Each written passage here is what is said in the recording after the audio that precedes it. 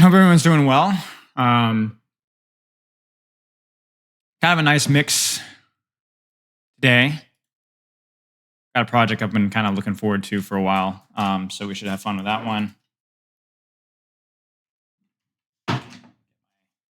And here.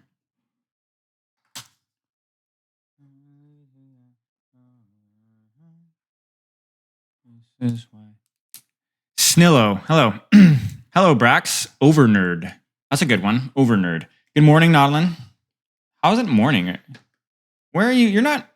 Are you West Coast, Nodlin? A chili cheesy. Overwatch 2 hate bingo? No way. Yeah, it's gonna be fun. Aerodog, hey. Hey, Iconics. What does hate bingo mean? You'll have to wait and see. Orc Inquisitor, good night. Good night. 7 stream streak. Nice. It's 116. Yeah, you're like central. What state do you live in? Hey, Kaifro. We'll get to your review in just a second. Bum, hello. Nodline, I just didn't see you this morning. We're trying to talk about Junkrat players. Ha. Huh. Not planning on it, but we'll have to wait and see. Sojourn, hello. Hey, man, good afternoon. Hello, Nux. Linux, excuse me. Bum, indeed. Yeah, so we have a...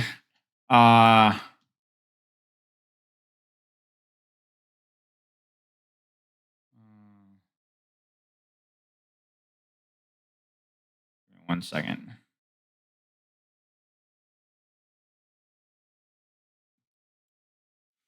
Okay. Sorry, I had some ping. But yeah, we'll get to the Overwatch hate bingo later. But we have a repeat replay review. We have Elo Mastery coaching. Then we'll have a hate bingo, and we'll kind of see where we go from there. So we have some fun stuff today. Yeah, should be juicy. Yes, Jetpack cat leaked in the background. There's actually 2 cats here.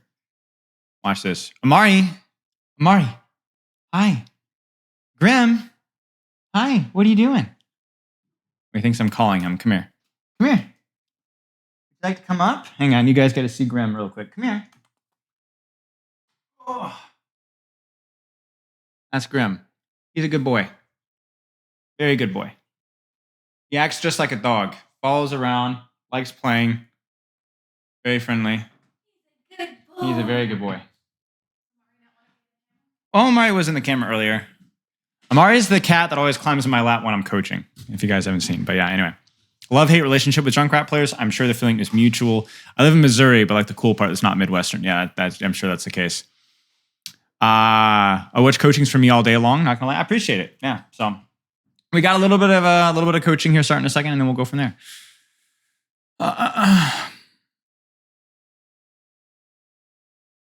Okay, I guess we can just get rolling here. So this is, let me get my form pulled up here. This is going to be Anna.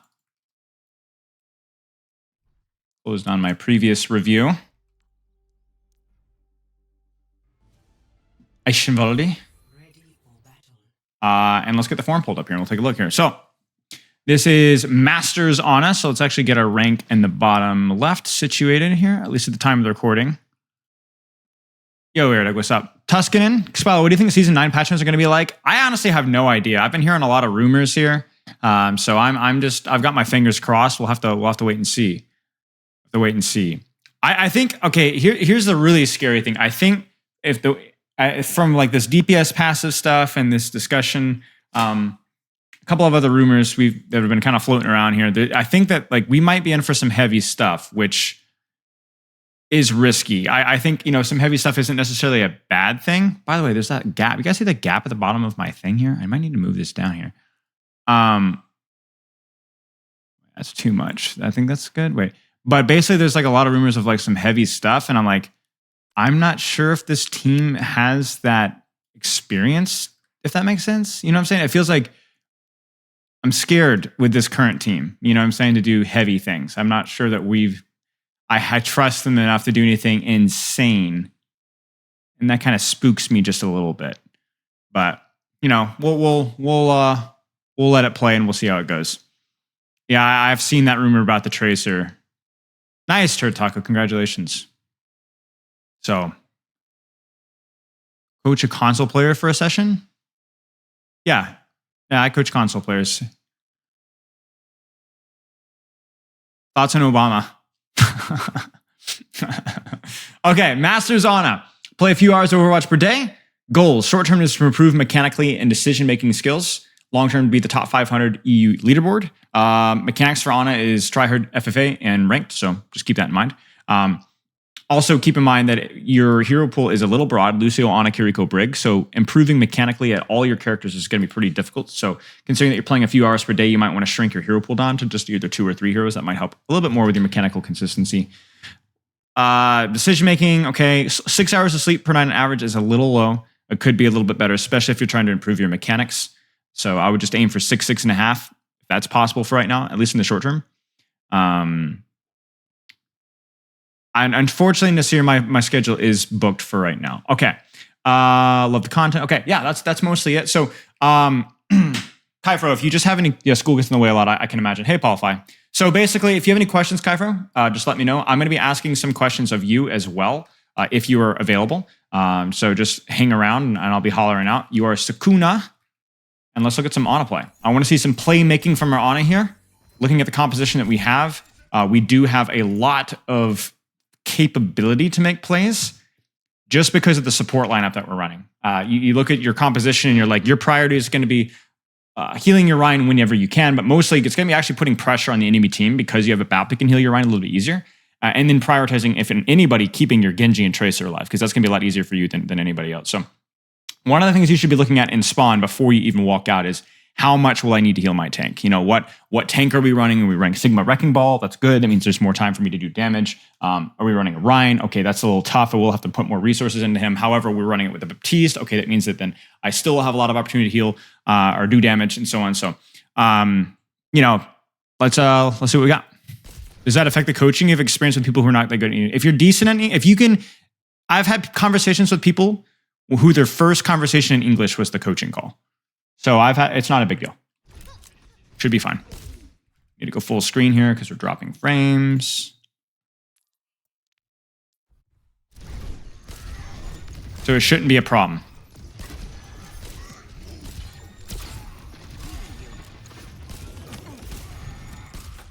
Get that anti-nade out, get that anti-nade out. This is a perfect opportunity to anti-nade, right? This Ana Ashe, at least the Ana's here, hit the nade, she has to rotate backwards. She cuts off her line of sight from Reinhardt, otherwise she risks dying. This is really, really, really a missed opportunity, I think. And this is one of those situations where, like, right now, you're dumping a lot of healing into your Rein,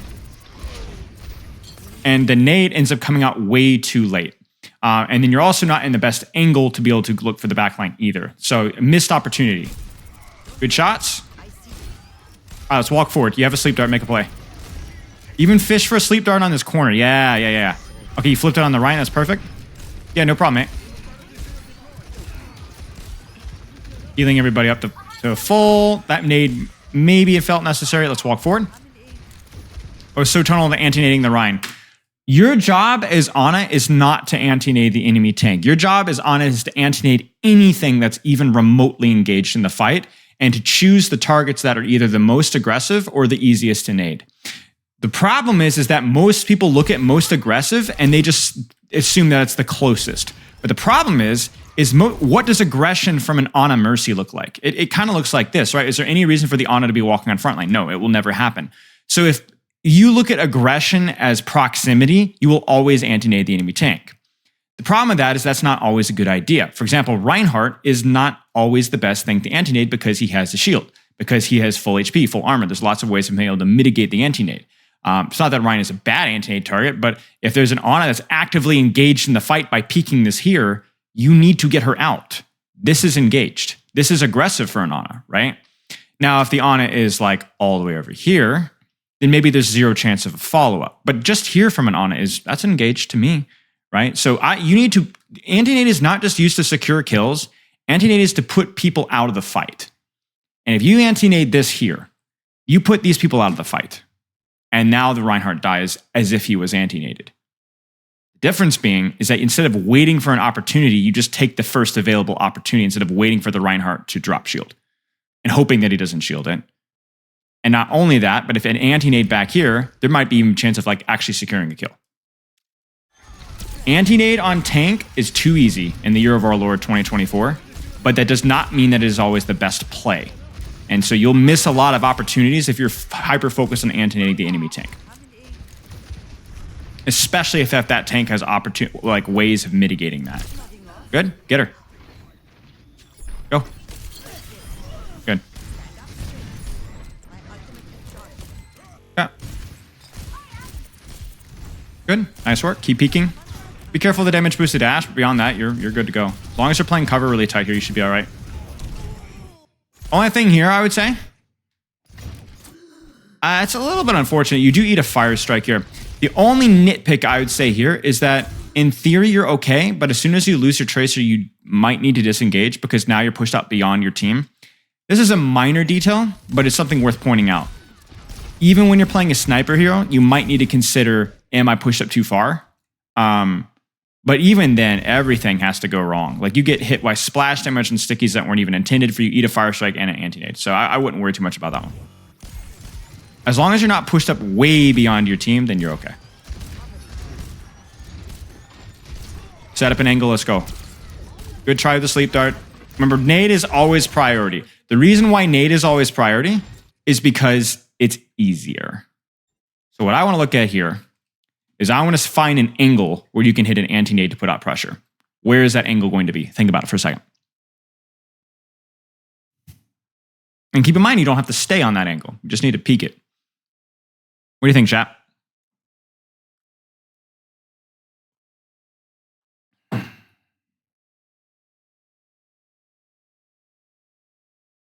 Oh, hey, Javelin. Good to see you, mate.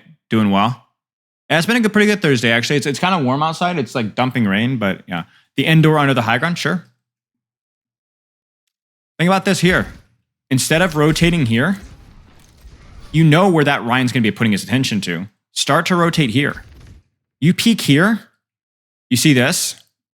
I mean, you're cooking here. There's your anti-nade. Blam, blam. And then if you get pressured, immediately rotate back out or rotate back this way. You're cooking. Peek from the right side, that's another option. This one's a little bit tricky because you could get spammed out, but if you did get to here, this is another angle to get around Ryan's shield. Huh? Because you're stuck in a choke, mate. You got to make a play. If you don't have a good sightline, you have to find a good sightline. Your team is going to be stuck here for 6 years. You're basically just playing damage control. And you're praying that they push through the choke like they just did. You have your sleep dart here. Make a play. Get in here and make a play. If you have a sleep dart, you can walk in a more aggressive angle because you have the sleep dart to defend yourself. I was afraid of Ashe from that angle. From this angle, yeah, I get it. But where is Ashe going to be looking when we wanted you to take that angle? She's looking at your Genji. She's looking at main. And you don't get one shot on like a tracer. That's the big benefit of nade is that it's a blink of value. You don't have to stay there. You go there, throw a nade, rotate back to your team. Right? You don't have to sit there and challenge a damage boosted Ashe. You just have to throw a nade at her. Yes, it does. Yeah, nade has a pretty small hitbox. But yeah, long story short, okay, anti-nade is, or nano is good. What was the sleep dart here? Let's check this out. Not sure what the sleep dart was for, but that's all right.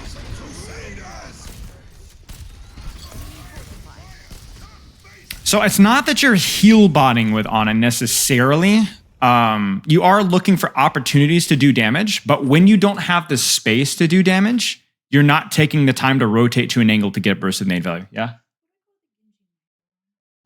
Big Genji tip, whatever. Yeah, you know how it goes with TikTok.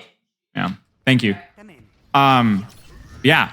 Because especially in these situations when you don't have good sightlines, you can't just throw up your hands and go, well, I can't do anything except heal my Rhine. Hey, Vortex, you have to make a play. Yeah, like right now, you know that you're going to have another situation where your sightlines are very good. So why are you here? Why would you not immediately rotate up to here to see what happens? If they force you out, that's fine. Drop and rotate elsewhere. You can always drop. Like this is actually really smart from the enemy team, but you never even chose to see if they would do it in the first place. And honestly, here, if they drop, you should still probably, like right here, rotate up top. I think I'd rotate up top. Certainly now, my Rhine's dead. Rotate up top. Rotate up top. I'm begging you to rotate up top. I'm begging you. I'm on my hands and knees begging you. I'm begging you. I'm begging you. So what's the problem here? Is it our positioning? Is it the angles that we're taking? Or is it our lack of a priority in hitting cooldowns? I don't know. It's really, is it tomato, right?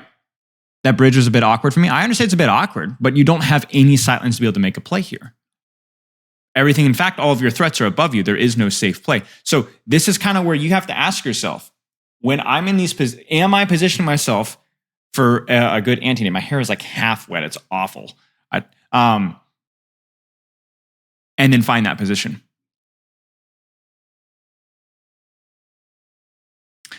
Sleep Dart is the most situational cooldown that Ana has. Because if you are under 0 threat, then you should use it offensively. If they are running a comp with a lot of threat, you should save it defensively. Alternatively, the third option, listen very carefully. If they are not playing a composition that offers a lot of threat to you, you can position yourself in offensive positions to force their attention onto you and then sleep them. Let me give you an example. Ana's not under any threat versus this composition, versus like a dive. She's not going to get run on top of, right? But remember when we talked about you could take this little cheeky little angle here? You might get pushed if you get here. But if you have your sleep dart, it's your insurance, your seatbelt, that allows you to drive more reckless. I mean, take a more aggressive angle. You guys kind of see what I'm saying? That's kind of the way that we're looking at it here. So when you're taking this fight right now, you need to look for an angle for nade, first off. And then ask yourself, am I at a risk of being pushed? If so, hold nade. Hold sleep dart. Like right now, I think that you should probably hold your sleep dart here because this is you're about to get down and dirty. And that's fine. Hit a nade, then hit the sleep. Make a play. Make a play. Make a play. You have your nade. Let's go. Go. Now be very careful now because you don't have your cooldowns. So maybe now, instead you rotate out this way. This would probably be the better sightline for you, at least temporarily. You're not getting to your Reinhardt. See, here's the thing. At some point, you're going to have to realize that your Rhine's dead. Like you look at this right now and you're like, all right, my Rhine's dead. All right, my brother is dead. He is dead. There's nothing I can do to save him. But what I can do is I can make sure that his sacrifice is not in vain. So what do? Where can I get offensive threat? Where can I help my DPS? Where can I pop off elsewhere? Instead, you're like looking at your line like, I don't know what to do. You're getting the deer in the headlights. Kind of see what I'm saying? Where it's like when it's a great analogy, if I do say so myself, because when a deer crosses the road, it's already made a mistake. But the worst thing that you could do is freeze. You made a mistake, that's fine, go back. Or go forward. But don't stand there in the street. And right now you're standing there in the street. You could have helped your Genji. You could have taken an angle and traded elsewhere. Instead, you did neither, and so now you lose the fight. Hey, what's up, mate? Honestly, Rahag, how do I pronounce your name? I'm not going to lie. I'm not going to sit here. I know we've had a coaching session. I'm an idiot. I don't know how to pronounce your name. Please tell me how to pronounce your name. I'm so tired of just kind of going like, hey, how are you, my favorite Tor player? How are you? Or Hog player, I should say, actually. All right, find a sight line, make a play. Good try. You don't have your sleep darts, so you can't position quite as aggressively as you'd like here, but you can still look for an anti-nade angle. Can you rotate left? Can you rotate left? Maybe. Yes, you can. Yes, you can. Go. Maybe not.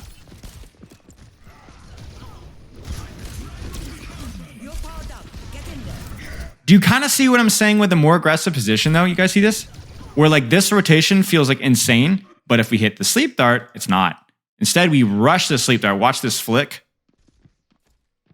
You see that? That's a panic. You're powered up. Get in there. And so now we're dead. Oh, no, your Reinhardt pops off. Nice nano, though. Cover, cover, cover, cover, cover, cover, cover. Oh, bless me. You can just say rag. Works for me. Thank you. Wait. Who is the guy that did the roast reviews like 4 or 5 years ago? This is where, again, I think you could rotate to high ground, at least to start. From this position here. A little bit easier to get an angle. And a little bit easier to be safe. And then from here, if you need to drop, you can drop. Now, are you planning to take a more aggressive position? Because in which case, that sleep dart's a feed. If not, if you're just going to play on bridge, then you just might as well use it. It doesn't matter. You can call me Spilo, Spilo, Spolo, Spili, Spalama, Baby, Honey, Sweet Cheeks. You can call me whatever you like. You are a little bit panicky with those sleep darts. Spy, spy. Good. Daddy. I prefer father or paw. Spilo. Yeah. Jane used to call me Spilo. I think Flats calls me Spilo as well. I appreciate it. Good try. Stepfather? No. Grandfather? Spee. Neo calls me Sugar Lips, so. See, this is kind of what we talk about when like you're under a little bit of pressure here. Like, man, who is this nade for? I understand kind of the idea, but your nade hit the corner of the roof. I think you need to take some, and I think you need to take a second. I think you need to take some deep breaths after cooldowns. And I think the same thing, because we talk about like you it's not just like throwing your sleep dart off of cooldown, because that's more of a strategic decision. It's more about you just panic and press the button. And you're doing the same thing here with the anti-nade, where it's like, you're like, oh, the anti-nade, oh, I hit the Rhine. But you didn't even aim it. You're a Masters player, and you just hit a stone wall. You know what I'm saying? You're better than that. You know you're better than that. That's not a good representation of your mechanical play.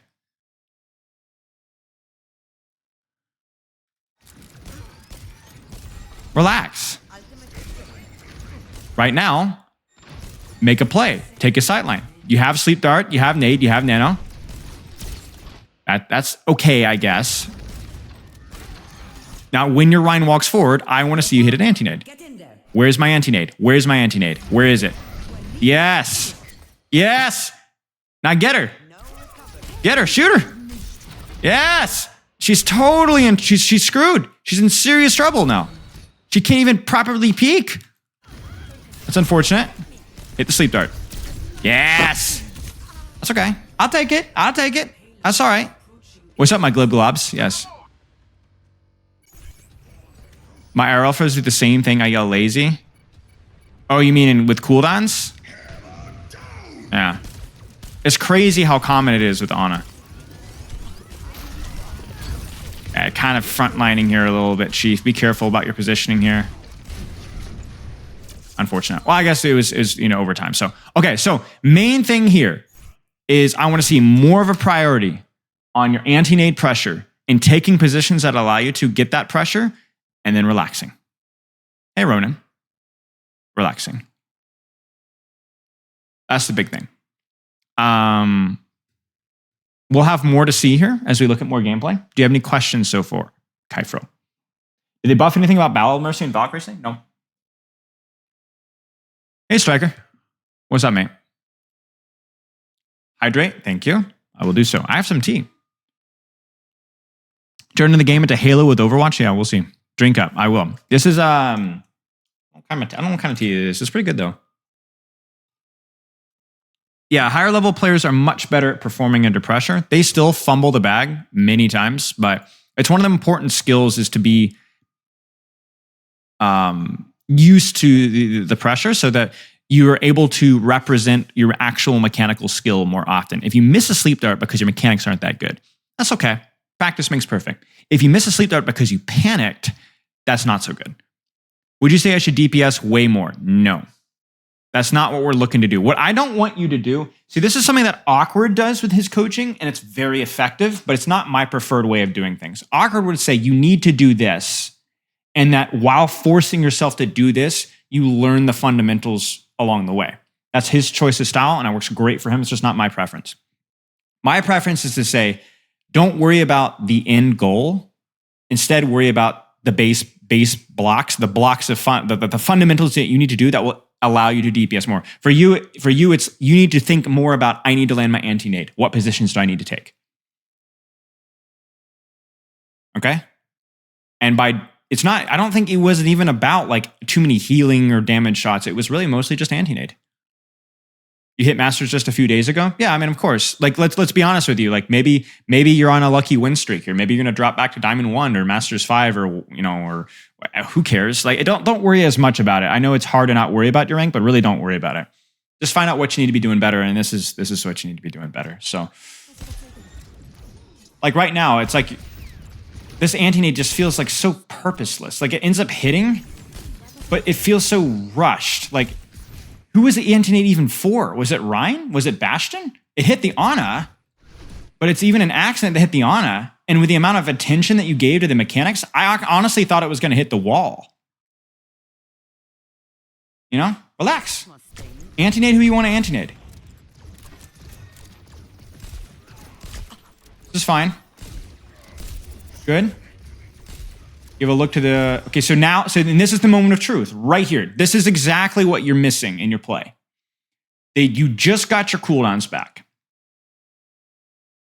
It's just got your cooldowns back. So what must happen right now? Not in 3 seconds or 5 or 7. What needs to happen right now? Chat. What needs to happen? Nade. And okay, so because you're looking for nade, what allows you to nade? What do you need to do with your little tootsies, right? You got to move. You got to move. Now, where do you move? Do I move to here? Do I rotate out to here? Do I get a little cheeky with it and hope that the echo doesn't see me? This might not be the safest angle because the echo is already here, but you got to reposition. You got to think, what angle can I take where nade is going to make sense? And I think right here, it's probably just going to be walking forward and nading here. Now, you're going to have to play around Rhine Shield, but that's probably your best option. If you're worried about Rhine Shield, you could always take the angle here. Let's see what you do. At least, I want you to at least look for it. The sleep dart for reinsurance, yep, 100%. You take maybe that more aggressive position. And do you see the downtime here? You see the downtime here? This is my favorite term to use. You were a spectator to your own team fight. You roll the dice, and you got lucky. And you hate to see it. Hello there. But you always need to use abilities once they're ready? No. If you have a good reason to save them. Chat, what are we saving Sleep Dart and Anti-Nade for? Right now. Actually, let's go back even a little bit further. What do we need Sleep Dart and Anti-Nade for? Honest question. I'm not being passive aggressive here. Seriously, think about it. What could you use it for? Saving Sleep Dart for Pen. Are we worried about Reinhardt Pen in his current position? Is he going to pin anybody with the current position outside of maybe the enemy Rhine?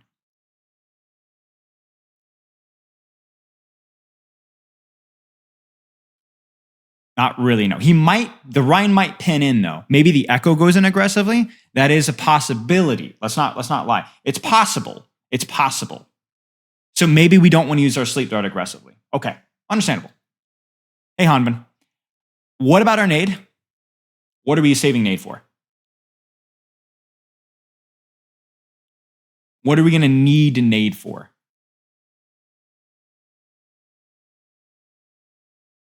when Echo dives this, right? So where is the Echo? You see it?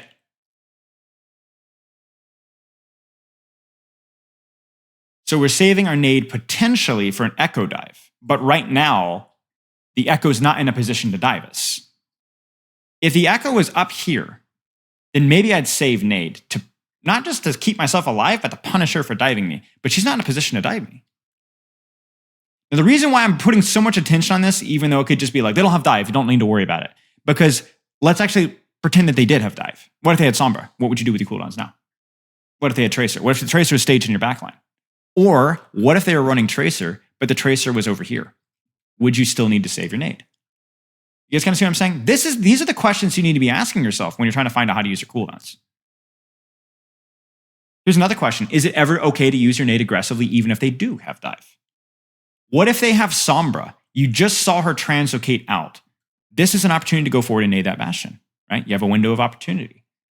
Maybe even though you know you're at risk now, the value of that anti-nade on the Bastion is so high you don't care. This is why things like the support passive have been really big, because chip damage and things like that aren't as important. Maybe your position is so good, maybe you have a health pack right next to you to where you're like, you don't necessarily need the anti-nade. Maybe they're on Wrecking Ball, but the Bastion's standing out in the open, and you're like, man, this is the easiest sleep dart kill in the history of the world. I'll let the right ball engage on me, but I'm going to kill this Bastion. You kind of see what I'm saying? So even when there are good reasons to save your cooldown, it's always about measuring when will it get more offensive value versus when will it get more defensive value. There isn't a when they do this. There's no boxes to check, guys. It's simultaneously more complicated and more simple than you think there is. You just need to feel it. Right now, they're not in a position to dive me. Use your cooldowns. Go. It is a complex algorithm, and it's one that what you should try to do is you should try to break down the algorithm into bite-sized chunks. So for you, Sakuna, it might be simply, am I at risk of dying? No. Offensive cooldowns. And what will happen is that will be a good metric 83.2% of the time. Sometimes it won't. And then as you improve as a player, you'll start to learn the exceptions to that rule. And you'll start to expand your algorithm. But you don't need you don't need to understand it perfectly to be able to find progress from it. But you have a pretty good foundation that you can continue to work on. And I would start with right there. Do I have my cooldowns? Can I use my cooldowns without dying? Then go for it. Do it right now. 83.3. Dude, 83.3 would be what? 5/6? Right? Or am I off? I think I'm off. No, I think I'm on.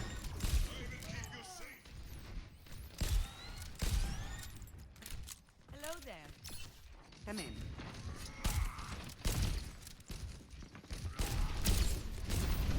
See, this is kind of what we're talking about, right? You kind of already know these principles. You use your sleep dart and nade here because you're like, somebody's dead. I don't really need my cooldowns. Might as well go for value, right? And you're not wrong. Math checks out, by the way. It was 5/6. Nice. Good. What I see most players do wrong, they all stand in one row behind the tank, one row out of the yeah. And now the fight's starting, and you have your cooldowns back. So the question is... you see it? You were positioned close to the Echo. So your nade, your sleep dart rather, was insurance. And it ended up paying off. Now you should have finished the kill there. You should have hit the shots. But that's all right.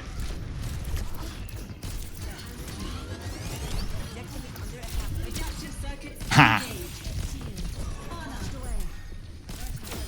Nice. Unfortunately, it's not really recontestable because Eichenwalde. Take high ground. Take high ground, take high ground, take high ground, take high ground. Just because there's slightly better sightlines. And it allows for more rotational opportunities, so you can kind of play here. Or you can, I really like this position here, and I also like this angle here as well. This isn't a bad position, to be clear. Nice! You're potentially the greatest Ana of all time. Seriously, nice job. That was good. Nice anti-nade. Again, this is kind of why I like the position like this better, because it gives you, it is a little closer to the Echo. That is one bad thing. But you do have more targets to anti-nade. This feels like everything feels so far away. And also, if your Cassidy decides to take high ground, then you're not there to help them. So just food for thought. Echo had Mercy and could easily pick me. True, but let me tell you the bad news, all right? So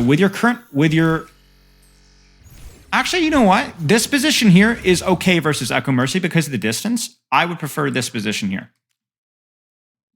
Echo Mercy is good up close if they can get to you, if you're an Ana. This position does everything that you want, but better.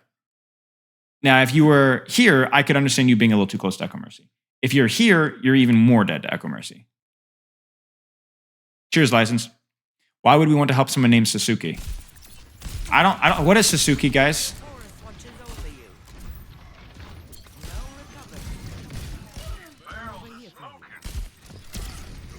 You notice the sleep dart thing. You notice it? You guys see it? You guys see it? Everything is a crazy flick. Relax! Relax! Anime character? I felt like that was the case. Nice, Nano. I don't know, man. I don't know how to pronounce these names.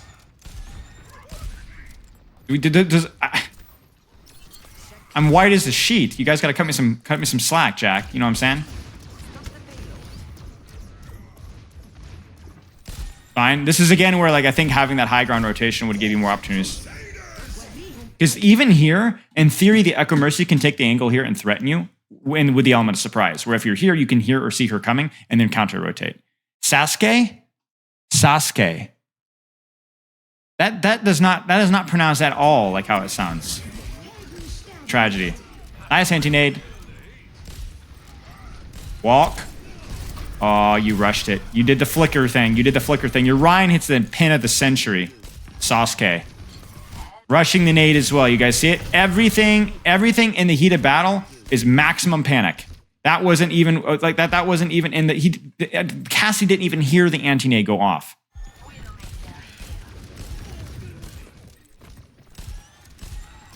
How about Suske?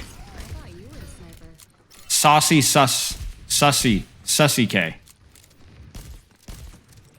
I like Suske.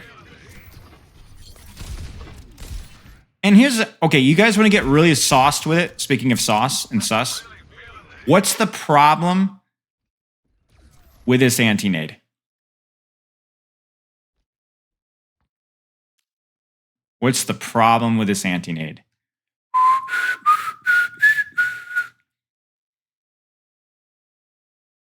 Your mama's suspect. Who, if you hit a 3-man nade here, who the frick cares? Who the actual frick cares? Right, exactly, Silverheart. Nobody cares. So even if it hits here, and the problem with new anti-nade is because the frickin' devs, the frickin' frickers, changed the cooldown, you now have to wait 12 frickin' seconds. The problem is that it was the start of fight, so I just yeeted it, didn't expect to pick. I understand.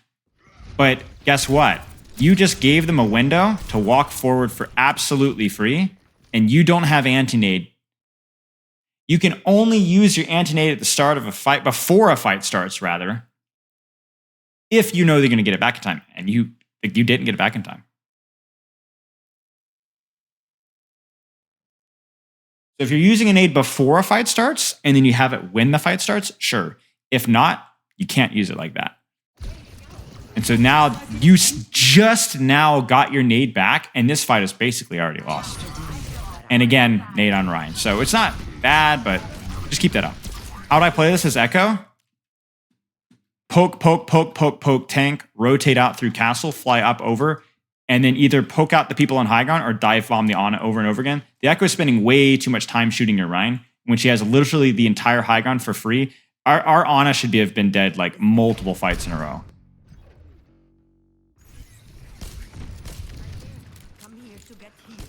Today's call is free, isn't it? Today's call should be free. I don't trust Genji mains.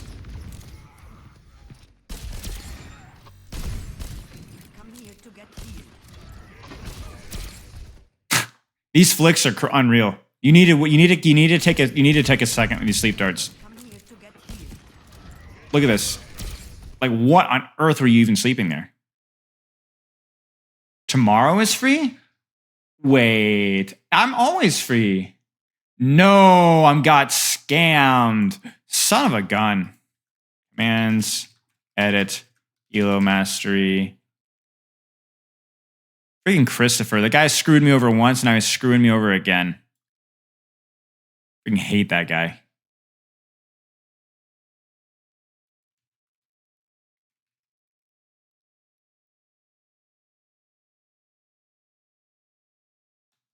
There. All right.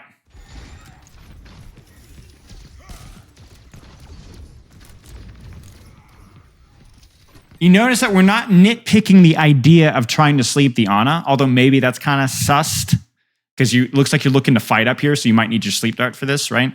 It's how you're sleeping. It's not who or even when. Relax. That's what we're looking for. Good try with the sleep dart. Good try with it. That was a nice sleep as well. Oh, I said good try with the nade, excuse me. That's a big play right there, mate. Bam! Nice play, mate. Nice play. Good stuff.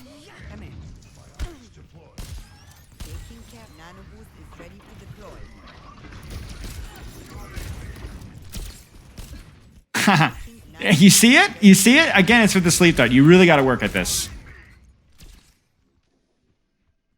It's like you sleep and then you flick afterwards. So you don't actually you over flick first off, but then you flick after you've already shot the cooldown so it doesn't do anything. You know? And now you got to be really careful because that echo could push you. You do have your nade, but it's spooky. Be decisive. Remember, this is a moment where you have to be decisive. Stay with your casting, make a play, or let your run cook. Nice nade. Nice nano. Great sleep dart. Do you notice that all the sleep darts that you hit are ones that you don't flick at all? Watch this. You didn't need to. You knew exactly where she was going. It's like almost no crosshair movement at all. Nice job. We need the flick shot for the montage. My bad, guys. True. It's not that flicking with sleep dart is Ben. But even when you do flick, I want you to relax. That, you got scammed. I thought that hit.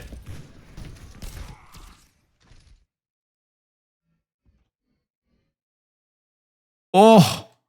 Oh. That is actually unreal. Actual millisecond. Yeah, this is kind of where there's situations where I would have liked you to help your soldier in high again. Your Ryan's not under a lot of pressure, and you were not in a position to actually land an anti-nade either. Where's my nade? Good try. Help him. Oh. Hit the nade. Oh no, relax. Like even here, like look at this, looks. You just need to hit the nade, hit the nade. Relax, right? See that your Ryan's in front of you, relax, and then nade now. There's no rush. Not in a huge rush anyway. Good sleep dart. Very big sleep dart, actually. That shuts down their nano boost. They would have had nano for sure. Great anti-nade. You might have just won your team this fight. This is still very... Oh, crap. Like, that was actually so winnable. Relax with the sleep dart. Yeah, okay, so this is going to be it. We can actually finish this VOD. That's awesome. Okay, I wasn't sure if we'd have time, but we can.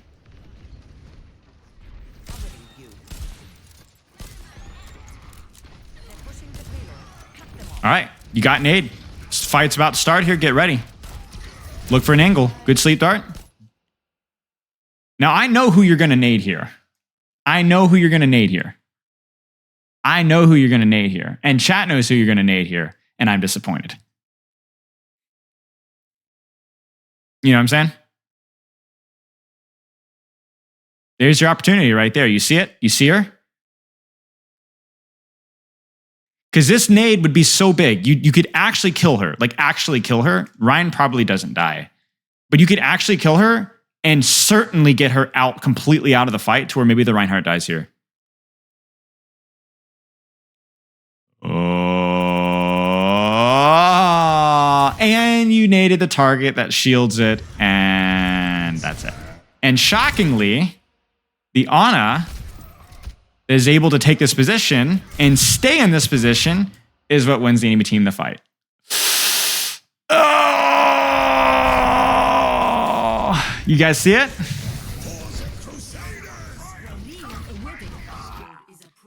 Caught in 4K. That's what we're talking about, guys. Just because the Ana is behind the Rhine does not mean that the Ana is less aggressive than the Rhine. Aggression from an Ana just looks a little bit different. This is obscenely aggressive for an Ana, but you know, it is what it is. And I think that if nothing else, I hope this highlights kind of like what you need to practice here. Priority is find an angle to set up a nade whenever you can. If you can do so, if you're under pressure or threat of death, hold the cooldown. If not, find an angle, find a position to get value of the cooldown. Relax with your cooldowns. And that's all. The other detail that we throw in there, which we've just brought up now, is just keep in mind that how much attention you're putting with your nades on the enemy tank. If it's a Roadhog or a Malga or something like that, generally, okay. You know, even Orion is a good nade target. It just depends if there are other targets available. Be smart. Be smart. Any questions?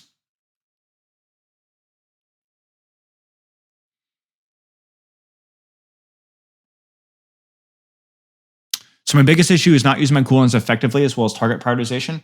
I would say, let me actually go back. I'm going to type this up for you. Here are your points of practice. Position to get native value when you can use it offensively. But don't immediately prioritize the enemy tank unless it or she is the most available aggressive target. Relax with your CDs mechanically. Both sleep and nade take an extra half a second to aim, then trust yourself to hit it.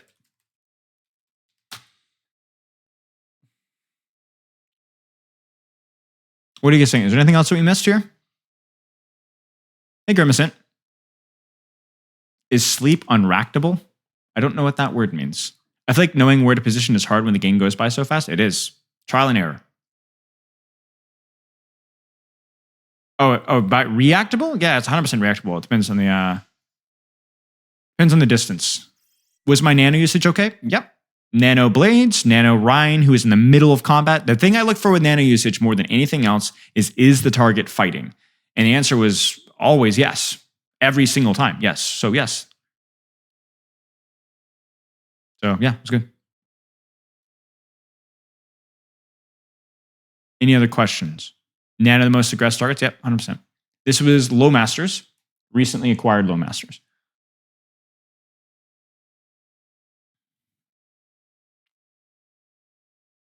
There were other details that we talked about in the review. You might go back and watch it again and pull some of those other details out.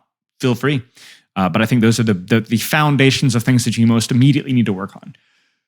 You have a question about a VOD later? Okay. One last question. What's my favorite cereal? See, I don't do the sugar cereals anymore as a kid. But when I was a kid, I did, when we went to my grandmother's house, we would have, it might have been a Buzz Lightyear cereal. I don't remember. But it was really freaking good. I really did like Reese's Puffs. And, you know, Lucky Charms, it's just sugar in a bowl. That was also amazing as well. You can't go wrong with that one.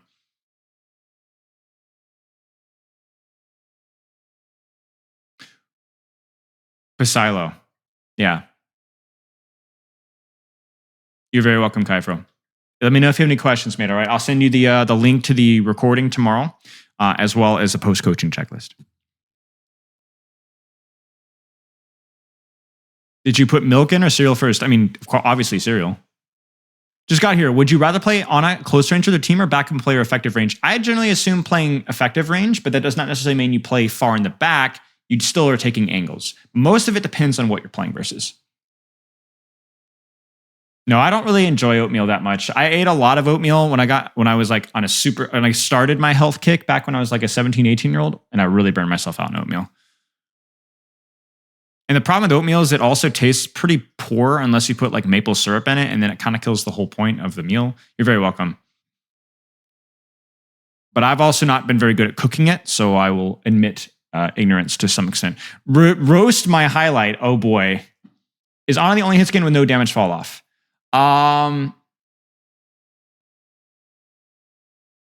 Yes, maybe. Is it? Is she? So Sojourn has fall off. Sojourn has fall off with Rail, if I remember correctly. I mean, she can't headshot. I don't think Rail has fall. I think Rail 100% has fall off. Just add fruit, way better than maple syrup? Maybe. Agree to disagree. All right, Fawn, let me get this highlight pulled up here. Yeah, Rail fall off is like crazy, crazy, crazy. Now, here's what we've been doing with Roast My Highlight. We've had a real roast, couple of roasts. And then we had one that was, the last one was, who was it from? Lexa. And it wasn't honestly much of a roast. It was just like a decent highlight. There wasn't much to add. So, you know, I don't know. It's really a mixed bag, bro. Wait, what happened? Wait, did I have I always have this muted. Okay, sorry. What skin is this? It looks like Contenders, but I don't think it is. What skin is this, chat? What skin is this? It is Contenders? Okay, weird. I thought that you could see the Contenders logos. Oh, okay. For some reason, I thought you could see it elsewhere, but yeah. Okay, Contenders. So Contenders skin is not a bad choice. At least it's creative. There's the dash. Now, you guys want to see something weird? My mate has deflect on a mouse button. Are you crazy?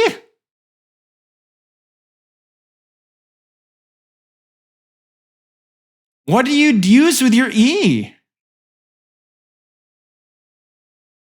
I mean, it's not that bad. I mean, but wow, you don't use E. Oh, okay, well. Interesting. All right, anyway. So we start off the review on a good note here. We dash, we go for a right-click combo, and let's just appreciate the Spilo level of mechanics here. Womp, miss all three shurikens. Deflect, not even, you couldn't even, resemble someone who's slightly drunk with the tracking here. So we're off to a great start. Then you right-click toes, and I think you actually missed a shuriken there. But at least you got the melee. I love this combo here, where we dramatically throw body shot shurikens and a Mercy who's flying right next to us, dash into the air, just because, you know, why not? Completely lose the Mercy almost entirely. Then we hit our first headshot shuriken of the day, and then dash a Doomfist who's 1 HP and stand there. Wait, you have ultimate on a mouse button? You have an ultimate on a mouse button? Are you joking? Are you playing on an MMO mouse? Is your mouse the size of like a car? This guy's out here with like, okay, hang on.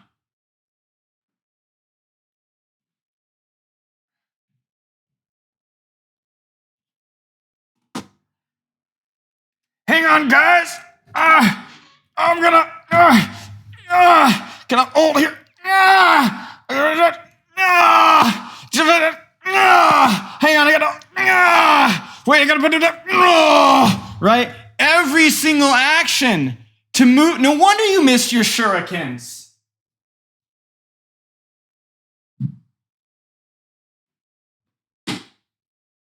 This guy's right arm's got to be like 3 times the size of his thigh. You kidding me? I thought the deflect one I get. Like you can play. I have my melee on my mouse, you know, because it's easy and it means I can use my thumb exclusively for crouching and jumping. But this guy, you have 2? You're crazy, mate. But yeah, this was the definition of a mid highlight that people only include as a highlight because you killed an ulting guy who apparently did not know how to aim. This wouldn't even be you didn't even get play of the game. That should be pretty much all that you know. So yeah, this doesn't even justify play of the game, much less an actual highlight. So, yeah. So this was a pretty rough roast one, guys. Focus on movements with your left hand. Fair enough. Fair enough. My crouch key is C. I use C for crouch because my pinky I like saving on my ability key. So I like keeping my pinky resting on shift. And also because it's awkward for me to pull my pinky down to control.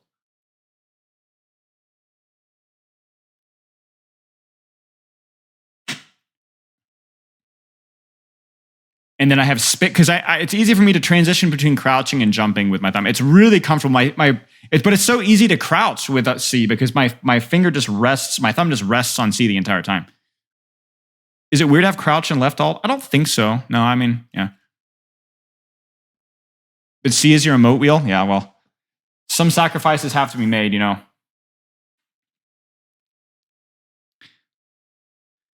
Yeah, spamming jump on all heroes is normal, which is part of the reason why I have like crouch and more convenient. So like I want to encourage myself to crouch more generally. I think it's because like the human brain has to be doing something at all times. You know what's funny is people are more likely to jump when they're coming back from spawn. True story. True story. Because they're not doing anything, so they jump.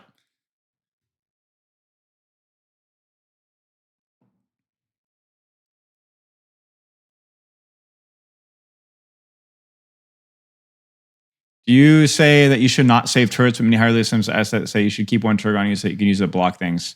I am.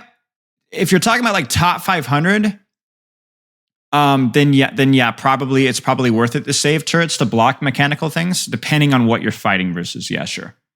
But in most circumstances, for 95% of symmetric players, it's not really a tech that they really should be worrying about. There's too many other things, and instead they should be controlling space with their turrets. Thoughts on crouch bow and the side mouse button?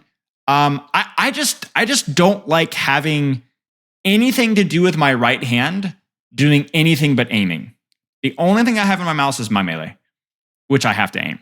So I don't like having to use my my mouse to do anything but aim. But I think the human brain is crazy. You can do anything really. But yeah. No, I shoot with my right hand. I'm saying with my right hand aims. That's it. My right hand aims and melees. That's it.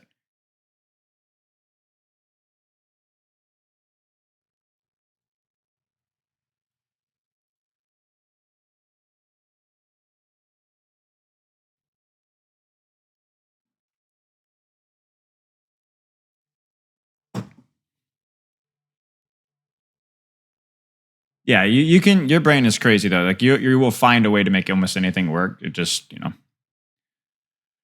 Okay, guys, we have Elo Mastery, which bad news is not a free call. But if you guys want to join Premium, which has a lot of really cool calls and a weekly content as well, which is actually really sick, feel free to join. We will get that started. That will be about 1 hour. And then we're going to do the Overwatch 2 Hate Bingo, which is going to be absolutely succulent. And then we'll go from there. And even if you're not in the Elo Mastery call, hang around because we actually have some pretty in-depth sessions here with a lot of really unique stuff. So, okay, let's get juiced.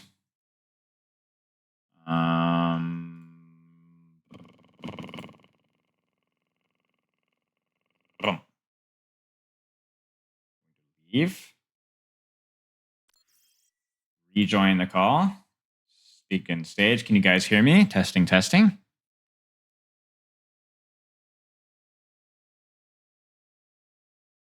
Yes, no. Yes. Okay, good. Thank you. Okay, well, let's do this here. Let me get the Discord stream started. And then we'll go down the list here. So Doomslayer is not here.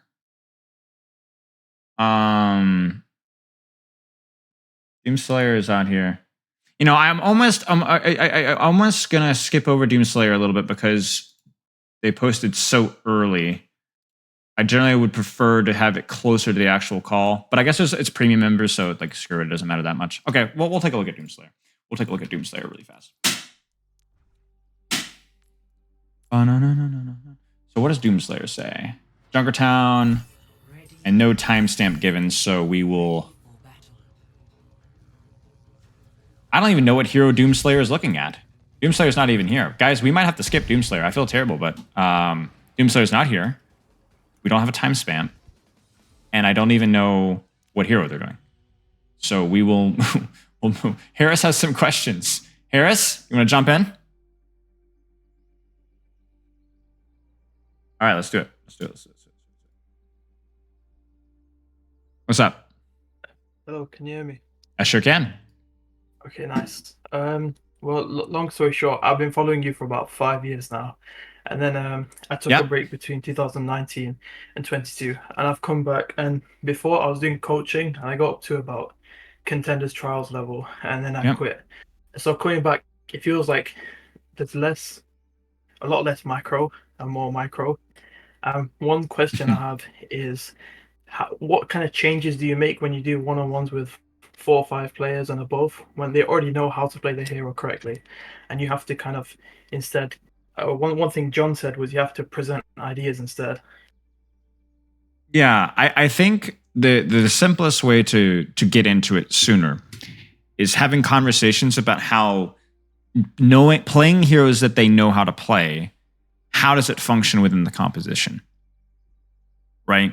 So when I'm coaching Hadi and Reinhardt, season 5, I'm not necessarily coaching his micro, really. But when we're playing versus finding how to play Reinhardt into Ana, Winston, Sombra, Tracer dive, he may not know really exactly what the best thing to do is in that situation, right? So it's less about coaching all the tiny details that are individual to the hero, or even individual coaching, like general coaching in general. It becomes more composition specific and giving different roles and different guidance with things like that. For example, when I was coaching Landon on BAP, same kind of thing. How do we make BAP work into full dive? What kind of adjustments do we have to make with your rotations? What can you be doing? And communicational stuff too, because that opens, the nice thing is that like when you're used to just coaching ranked players, it's like, it's mostly just the play, but we get into the communication a lot more in a team play. So I would say your role within the composition, including communication, is the most important thing that you're going to be doing. Okay, yeah, that makes a lot of sense. I think I was too kind of focused on, you just need to give points of practice, but I thought those only apply to micro. But I realized now you can apply those kind of points of practice, but they have to be specific to kind of the composition matchup and including communication. Right. Now you might work with players who are like, I do think this is a general point of practice that you need to work on. For example, with Hadi, one of the things that he was bad at, regardless of what tank he played, he just didn't turn around before the fight started. Like his timing was terrible. And this is something even going back into 2021, right? And so it didn't matter what hero he was playing, he needed to work on his timing. But when we got to, as he improved at that, we got to more Ryan specific stuff. We weren't necessarily talking about fire strike accuracy. We were talking more about like, how do you utilize Earth Shatter versus, a dive comp, on this map, what's a good starting position? Where can you like clear out an angle? When is it worth pinning an Ana Brig versus pinning a Winston? Like more compositional matchup stuff, because that's going to be more of where your insight from watching third person and you theory craft and come up with your own ideas. That's where you can provide at least a person to talk to. That's going to provide some new ideas for them to work on. Yeah, okay. That makes a lot of sense, and it's kind of shifted my perspective. I think I have now a better understanding. Yeah. You don't have to know the character better. You just have to ask questions about the matchup. Yeah, that makes sense. Because you're not going to be kind of teaching a 4.5 player how to play Genji most of the time, right? Or anything like that. Also, how do you kind of level up from just being a coach who does like 4-4-4-5 in OD to actually working with top OD and going into what used to be contenders and kind of the teams at the highest level? What do you think actually makes a difference for a coach? Everything.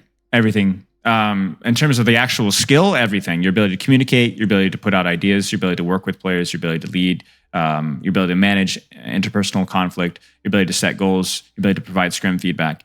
But the way to actually practice and do all those things is to put yourself in a scenario where you're slightly uncomfortable, where you're slightly maybe above your pay grade.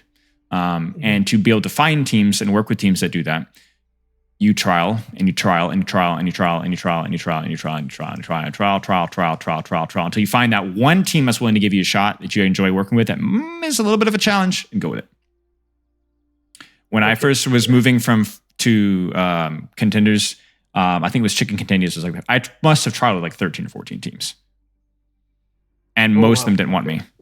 But I did not quit because nobody knew who I was, right? I was like literally nobody knew who I was. I had no track record. The last team I'd coached was like high masters. So it was like, you had to like making that big of a jump. You have to like really trial and error, and then learn as much as you possibly can when you're in that position. Okay, yeah. So it comes with a lot of attempts and a lot of experience, and just put yourself in a challenging position to grow. And trying to do as best as you can in that position as well, trying to learn, asking for feedback from the players. I know a lot of coaches that just sit in the roster and coast, but don't let that be you. Doesn't mean you have to necessarily grind hours, but you need to be asking yourself, what do I need to be doing better? Like, what can I be doing? What do I need to be improving at? And putting yourself in as many scenarios where you can learn.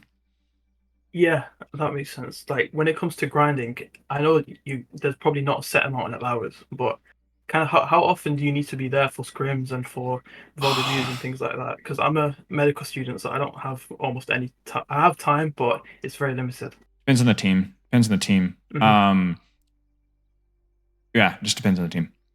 I remember there was one team, I was one contenders team, Ex Oblivione a few years ago, back when I was kind of like half retired.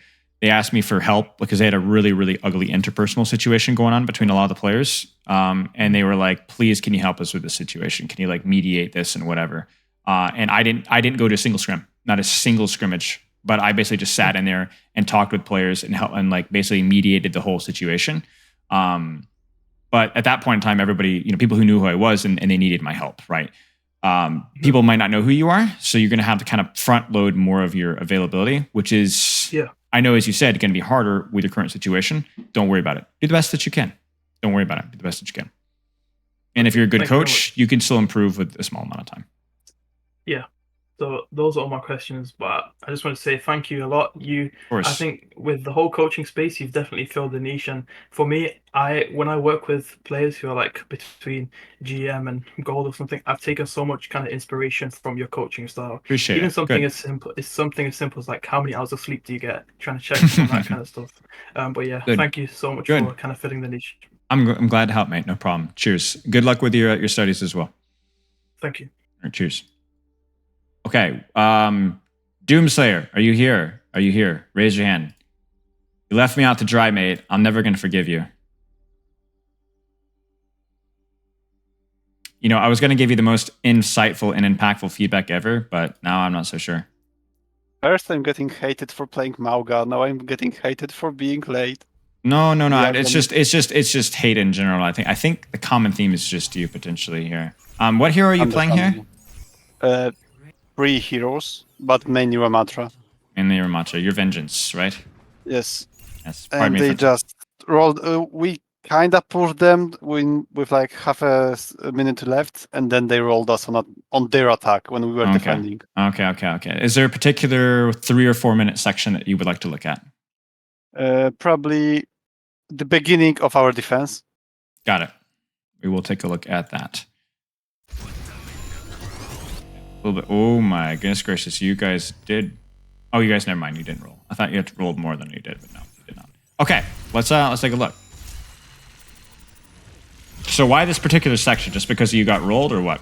We basically because we got rolled. They just had the echo with a mercy by her. Mm-hmm. Not a DPS that you can really contest. Yeah, beforehand she was. I'm pretty sure Widow and Ash just mercy pocket DPS, and I didn't know what to do because it's Junkertown, so it's quite hard to engage on the rest of the team, and we could not engage on the flyers. First thing is just to be very deliberate with your Crucides, right? So this is unfortunate, right? That shield. Yeah, I was too afraid of her. Yeah. And even this Vortex there, also unfortunate. Because this is an opportunity now where a Vortex right now secures the kill. On Right. Ash. Yeah. This shield is fine. Also understandable to use your Nemesis form here. And really here, this is where I think your best bet is stay high and instead use this Nemesis form to wrap and threaten backline here. This backline is totally naked because this is the weakness of their composition, right? It's like you can't hard commit on Ana, but you don't even need to from the high ground here. You're going to kill her. You're gonna kill her. Honestly, I did not realize she pushed up. But she has to. She has to. True. You can stay here and shoot Orisa, and she will have to walk forward. At which point you then go trade backline. Either her or the Ashe. You kind of see what I'm saying? This is the weakness of their composition. And frankly, I think the composition is really bad. I think Echo Mercy is really bad in first point.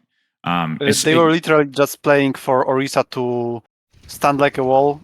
Ashe and Ana just standing in the backline. Right. And just buying time for Echo to finally kill something. Right. But it's not even a good point for it. If you just are able to hold these high grounds and gatekeep the backline,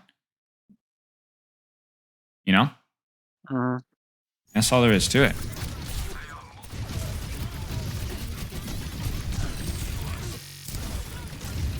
It's just in your own interest to not end up doing this. You know what I'm saying? Like you're trading HP with Orisa relatively effectively, but there have been no opportunities for you to actually... Oh, that missed punch hurts.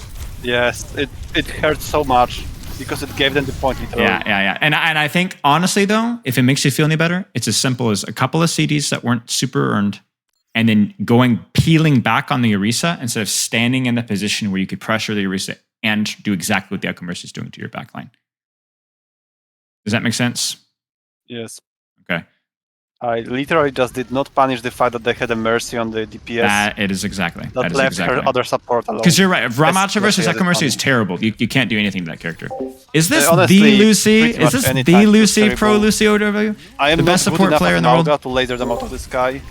And nobody is. Nobody is. You know what I'm saying? Like it's just not possible with the projectile speed to do it.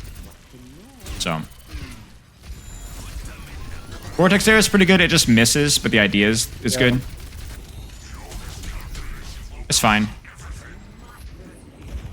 Now we're gonna fuck up and fight Orisa for too long. I called for us to collapse on her because she was alone. I don't think this is terrible. Again, because okay, so let's talk about this. You cannot effectively trade the backline right now. Yes. So then you're going to effectively trade the front line, maybe to pull the backline closer, so then you can go for the backline, right? Yes. Given the cart's positioning, and given the fact that we've already established that in theory, if you play it well, you can trade HP effectively with an Orisa, I actually don't think this is that bad. Honestly, my plan was, because we had Mei, Genji, I don't know where Ilari was, but okay, we had decent close range damage, and Mei being Mei in this room, I thought we would just push Orisa, and watching this now, I realized there are no Mei VFXs. Yeah. Well, the thing is it's not even that bad because your Mei can also prevent the Echo Mercy from taking the high ground when you leave it, right? Because you trading HP effectively here is still value for your team, right? You know, you're at no risk of dying here. I think you're okay.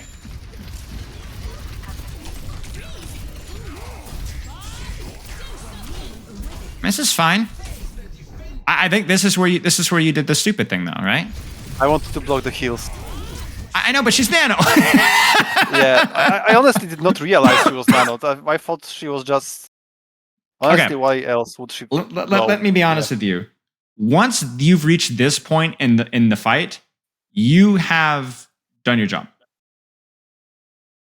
right? You've done your job. You've forced the Orisa's cooldowns. You've traded the Orisa cooldowns, right? You've prevented her from taking space. You've traded HP effectively. You've traded ult for ultimate. And then you've gotten a kill from it because all of the Ana and all the resources, the Orisa, have been focused on you. It's fine. Go back to high ground now. Reset back to high ground. Because now, as this payload has moved closer, do you now see that you now have opportunities to actually contest the squishies? Yeah, they're actually reachable. Exactly. So here, this is just stupid. This is just really stupid from you, right? Yeah, I was just trying to kill Orisa too much. Right. Once the Orisa was no longer a threat and no longer killable, you kept hitting your head up against the wall. The initial trading with Orisa was not bad because you could not reach the squishies and you're good in that matchup. You're good. Now, if you're bad in that matchup, if you're a Winston chasing the Orisa, you're an idiot, right? But the funny thing is, if you were a Winston, you would never even have to worry about this. You just drop in the backline and kill them, right? So, but yeah, okay. Risky. Yeah, this contest was just desperation. I knew it was a conflict at most. Yeah, okay.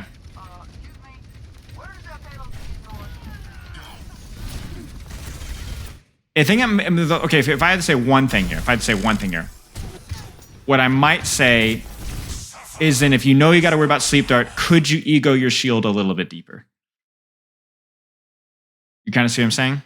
I was not trying to block the cooldowns, but rather the healing on the Ashe. Sure. But true, that would also still work. It's tricky because you prioritize the kill over your own life, and I'm not sure which one is better at that point. Honestly, my life. And my ultimate, it's not really a whole lot I'm to not say getting here. any ult charge by playing ball now. I was literally just trying to play something that can... We just need to get back fast, you know. Ball to get back fast, and Zarya because I was trying to either kill something or just protect my team. Right, or possibly punish the Orisa because she was just standing there like a wall. Right. I think she died once the entire round. Okay, so we got to talk a little bit about this swap. I think this is the wrong swap. I understand why you swap here because you're like, oh, Zarya Orisa, right? That's rock paper scissors. But you have to consider the map, and you also have to consider the enemy DPS. This is probably the worst tank that you could swap to, almost the worst tank that you could swap to, because you're playing versus a damage boosted Echo and an Ashe and an Ana. And on a map with a lot of high ground. Now, I know that you think, oh, I can roll out on high ground, but this is not it. Because you swap to a tank to counter the Orisa, an Orisa that you haven't even engaged in. You see what I'm saying? Cool. I think the best swap here, Winston think about... not bad. There's some high ground. It would do well versus the DPS. I think there's a tank that's even better. It's good versus the enemy tank, good versus the enemy DPS, and is decent on this point. I am so lost. It's okay. I'm thinking maybe Mauga, but no, he's getting headshotted by I think Sigma. I think Sigma. I know Sigma's not going to feel amazing versus the Echo Mercy, but it's going to feel okay, and it's going to feel really good versus their tank and their DPS, and it's good on the Sigma point too. Sigma has options. I didn't even think about it. Yeah, I think Sigma's the play here. I don't think there's any tank that feels perfect here, just because their comp is like kind of weird. The Echo and the Ashe is a weird combo, but yeah. Anyway, at least you're contesting the DPS though. Like this is like it's because you're utilizing the high ground. I can live with it. Good bubble there. Careful, you have no bubbles. Careful, you have no bubbles. You have no bubbles. So if you get sticky, you're dead. Yeah.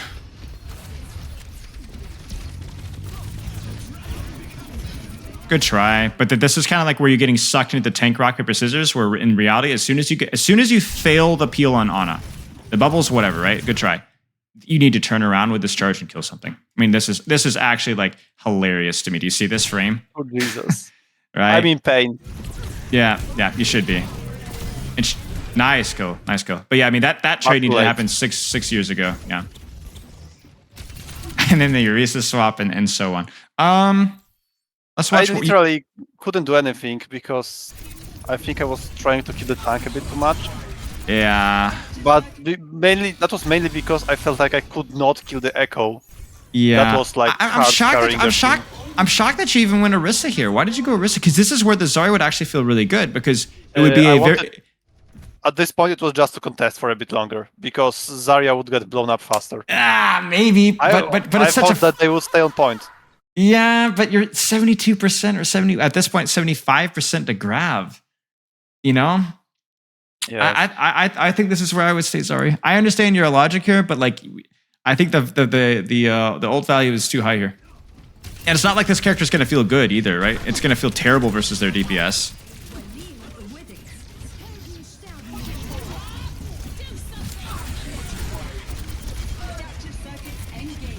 You know what I'm saying? I mean, this, like, what about Orisa has felt useful here? You know, it feels like everything's too far away, right? So, yeah, I don't know. No corners to hold. There are no corners to hold. There's no, like, everything's, there's too much poke, you know? Okay. Let's watch one more fight, and then we'll move on. Is this a decent fight to look at? It's all over the place. Just Perfect. Brawl, but we have spawns. Perfect. Okay. Live. Good. Very good. I would vortex it. Yeah, I was gonna say, just vortex it. Now, you need to be careful here. Yeah, this is too far, right? So you need to vortex this, and really, honestly, just sit right here. Just sit right here, or even tuck into here. Just chill. And certainly, I would not be going for this without my shield. So I'd be poking. You are way too far out in the open here. You're cooking. You blocked early though, so there's a chance. Interactive gameplay. Yeah, too deep. It's honestly what happened earlier with the Orisa. So it's like you cooked too much, right? You got your value, you got your pressure. You were beyond your team's LOS. You didn't have full HP, full cooldowns. Reset your position, try again. You know what I'm saying? Just chill. Yeah, I felt too pressured to put pressure, basically. Exactly. Okay, so this has been a weird review because of the swaps that you made, because of the enemy comp, because of the point. There's been a lot of little details here and there. Do you have any questions about anything that we talked about?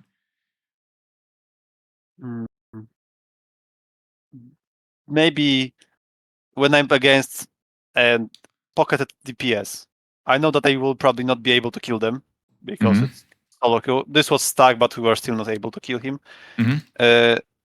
And it's map like that, or circuit. Yes. How do I even try to harass the enemy team? Because they have, let's say they have a better DPS. That's it. My DPS will lose the trade in a vacuum. Yes. And they have an Ana that just pairs in the back line, shooting at me from downtown. What do I do?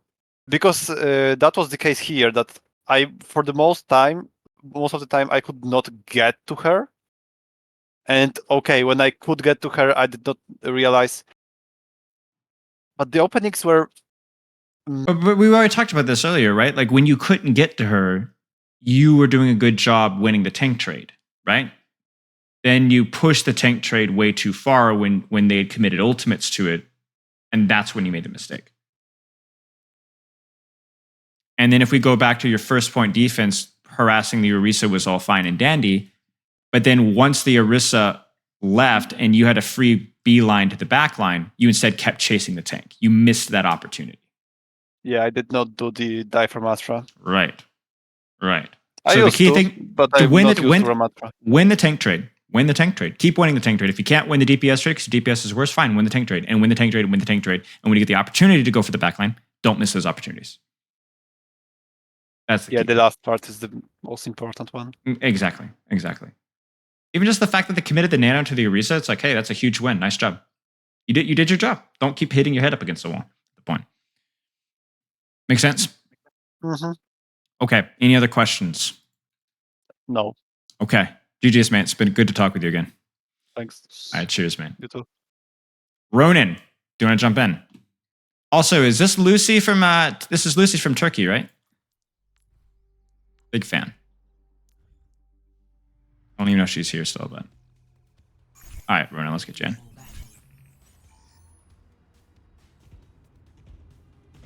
What's up, man? What up? GM Doomfist? Yeah. Where do you want to look at? Starting at timestamp 450. All right. So, I just kind of want to look at, like, how can I make dive characters work and, like, take angles on more linear maps, like Kings, and, like, how do my cycles and playstyle change Sure. to their stuff. Sure. Okay. I mean, Doofus is great versus this. They have no CC. They do have decent damage, so be careful with that. But you can go a lot of cycles, a lot of pressure, all that kind of stuff. Obviously, on a point like this, it's going to be hard to stage. You got to hustle, but we'll see what we can do. Sure. Nice punch. Nice. I was going to freaking weep if you didn't get that kill, but you got it, so that's all that matters. Nice shot. So first thing you need to kind of ask yourself is like right here is like, where are we like actually setting up here? So like I think you always need to go like, who is the I always call it like the slow kid, right? Like who is the kid that we're playing around right now? And you can kind of see who that is, right? Now, do I agree with your honest position? No, not at all. I think that there's no reason for your honor to be back here. I think your honor should be positioned actually here. But because of what you see here, what angle should you take around this? Like where my Soju is that high? Probably around where your Sojourn is at high. Because if you push further forward, then it's just not going to be, even holding like the angle here might not be that useful because you'll utilize it to go here, but that's just not really a great angle for your honor. So I would say either your Sojourn, you could play up here, or you could even rotate to here. And it doesn't have to be like static either, you know? So this right here, you're not going to be able to stay here. I mean, I'm that. in LOS now. Yeah, true. That's true. The question is not necessarily are you in LOS, but is on a fully effective where you're choosing the fight. Yeah, because where nade. Right, because well, it's not just a tough nade, but where are you utilizing this angle to engage?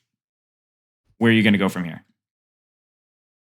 Here, right? Like on that corner. Oh yeah, and then she's not gonna be able to see me. And this is what we see. You see this? So where you start is fine, but where you're going to use this is not. That's my concern. Gotcha. Okay. Does that make sense? Yeah. Hang on 1 second.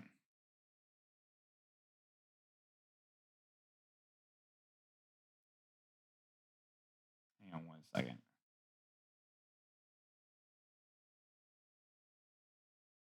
Give me 1 second. No problem. Baldy, what are you talking about?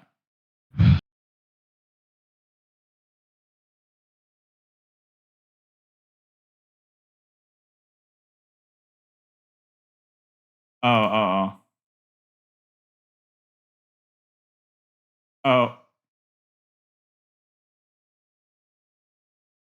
Wait, really?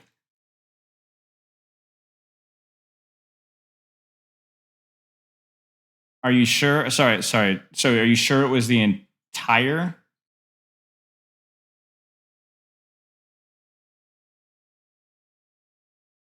How does it even work? Is it because there's new people being replaced? Sorry, there's some serious sauce just got leaked about Overwatch 2 that give me 1 second, I apologize. No problem.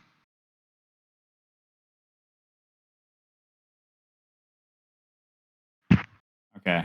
Apparently Baldy, can I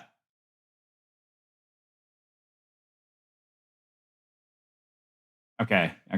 Yeah, so apparently there's a big chunk of Overwatch 2 folks were laid off from somebody who knew somebody.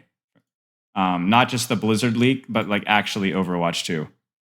Yeah. I thought I saw a tweet on that. Yeah. But one of my friends knows somebody and it was apparently a big hit. Yeah. So sorry. Yeah, Baldy, let me know if you learn anything else. Okay, sorry, I apologize for the delay there, but that was No worries. okay. But yeah, that's the main thing here. Is this angle is fine, just not fine with where your honest positioned. Now it could be fine if you let them pass to rotate to here and then commit, but it can be a bit of a mess. And so while this engage looks great, I mean, obviously besides the missed cooldowns, it's just not something that I'm confident is going to get as much value as it ought to because it really truly is a 2v5. Yeah. It really is truly is a 2v5. And your Tracer pays for it. Yeah. And so now the enemy team is walking forward while you're on the way out. The easy solution to that is I just need to hit the punch in the Sojourn. Problem with that logic is that even if you did, she still doesn't die. right?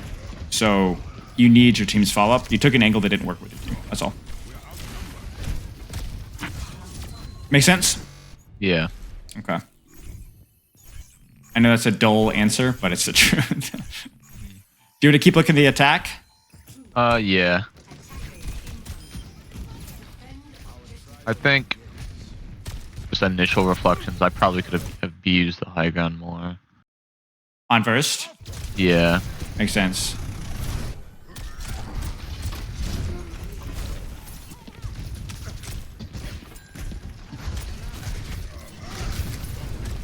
How important is empowered punch? Not very important. Not very important. Let's put it this way. Let's put it this way. You have to kind of read the room with empowered punch, because it's one of those things where it's like it's opportunity cost. Because with you charging punch right now, you're not taking space. Yeah. Right? Which would be slamming out this way, setting up your angle, and so on. Question is there any rush to do that right now? And the answer is no.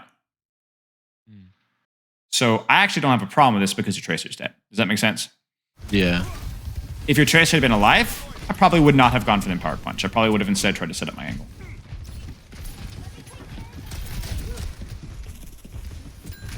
Go. Go, go, go, go, go. Yep. Good. Next step, next step, next step. And this is really important, right? Like, what's your next step here? Top right. Yeah, well, potentially, I don't... Like, what are you looking for? What are you looking for with a Doomfist engage? Like, not to be stupid here, but what does a good Doomfist engage look like? Getting a punch off. Right. So, can you get a punch off from this angle here? Kind of. Can you get a punch off from this angle here? Yeah. Yeah. High ground is great because high ground allows you to drop. But the problem with this high ground, as you can see, is what? They can shoot me. Man, it's too far, right? So I don't necessarily think that this high ground is bad, but I think that you just need to think, what am I looking for, and get it. The problem with this punch is you're in the middle of the entire enemy team. This is how you get slept. You either need to find the Ana now or you're dead. And even if you do find the Ana, where's your escape route? Because you slammed N, you don't have your cycle. And now you're dead. You got me? So instead, set up your next position. This really goes back to, did you see, I did a VOD review on subtle self-block here. On Spilo 2 of a Team Portugal's tank. Okay. Probably their best player. And we talk about cheating. Mm-hmm. Actually, I've heard you talk about this before. Yeah. Let me find it. Where is it? Yeah, this is it right here. And it's funny because it's actually an exact same map. Let me send you the link. And so we'll keep going over this, but I think that this might be something that might be worth your time. Okay, I just DM'd it to you. I'll drop it in chat if chat wants to see it as well. Isn't this like the concept of like skipping staging? Exactly, because you're like, oh, I need to go punch squishies, right? But instead of thinking about what's the best position to punch squishies for, you just immediately slam in. And so then now you're all in. Yeah. Whereas if you had simply staged from here, you could charge punch from behind the door and bait the sleep dart. You know how that works, right? Obviously. And then from there, you're totally fine to do whatever you want. One cooldown in, one cooldown out. Like they're cooked just with a tiny adjustment from where you're punching. Gotcha. Okay. So, could you have used high ground more? Maybe. I don't know. I'm not even concerned because like high ground isn't like, everything, right? Just find a better position to start from. Good. Let me think. I think it's actually okay here. You just need to do it quickly. Maybe just a little slow, and then obviously you kind of get booped at. The idea is fine. Yeah, I'm not gonna lie. This is unfortunate. The idea was fine. You were marking a perfect punch opportunity. Really could have done some serious damage. Slam out, more damage. Tuck out, grab the mega, go back in. This is like one of those engages where it's like this. You're just playing Doomfist. Sometimes that's just gonna happen. The idea of what you did was good. Good. Huge. Setup. Right? Setup. Either right or left. You choose. You're going to cheat. Yeah. Now, you could ask yourself, is cheating bad here? Well, yeah, probably. You do have empowered punch. What is cheating good? Well, you tell me. Let me ask you a question.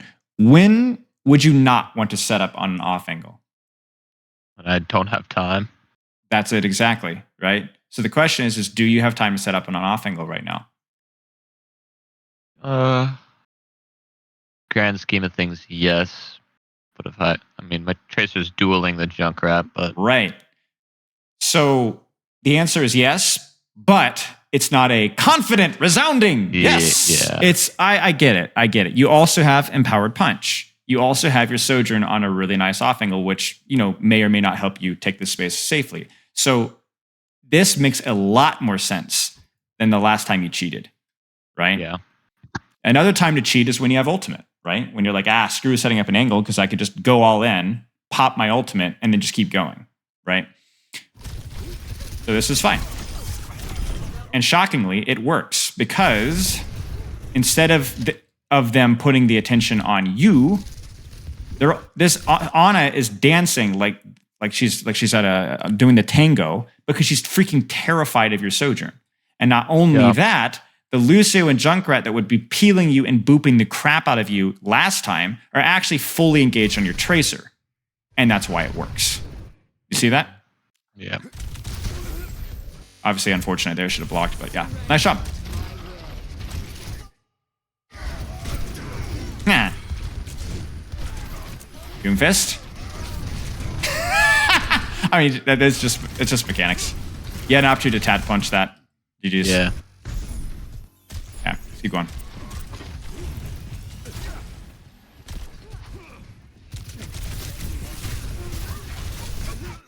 Now, let's talk about this. What's the problem here? You're like, I'm gonna set up. Yeah. I get it. I really didn't think that was gonna happen, to be honest. This is where your team is. I'd be able to get contested. This is where you are. You honestly just need to give up more space, tuck into Mega. If you tuck into Mega here, they die. Right? It's just a little bit of disrespect. It's disrespect during your setup. Let's put it that way. That's all. Because to hard peel you, they do have to let your team walk through the choke, and the Reinhardt actually might die here. Yeah, right. So you actually killed the Reinhardt. That doesn't make you feel any better, I'm sure. But it's one of those situations where if you tuck in here while you're setting up and just give it a little bit of space, then the Reinhardt dies and you live, and then they die. You kind of see what I'm saying? Yeah. The idea was good, just not the execution.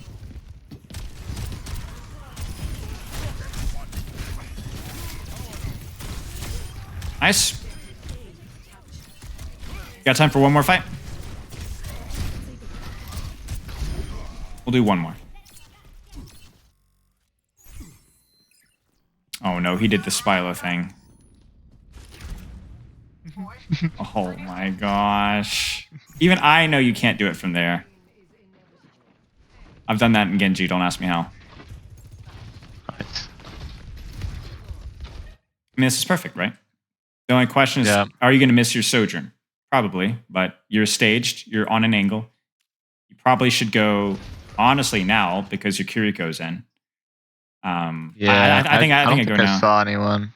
Yeah, I think I go now. It's not the end of the world, though, because you're still set up for an angle on point as well.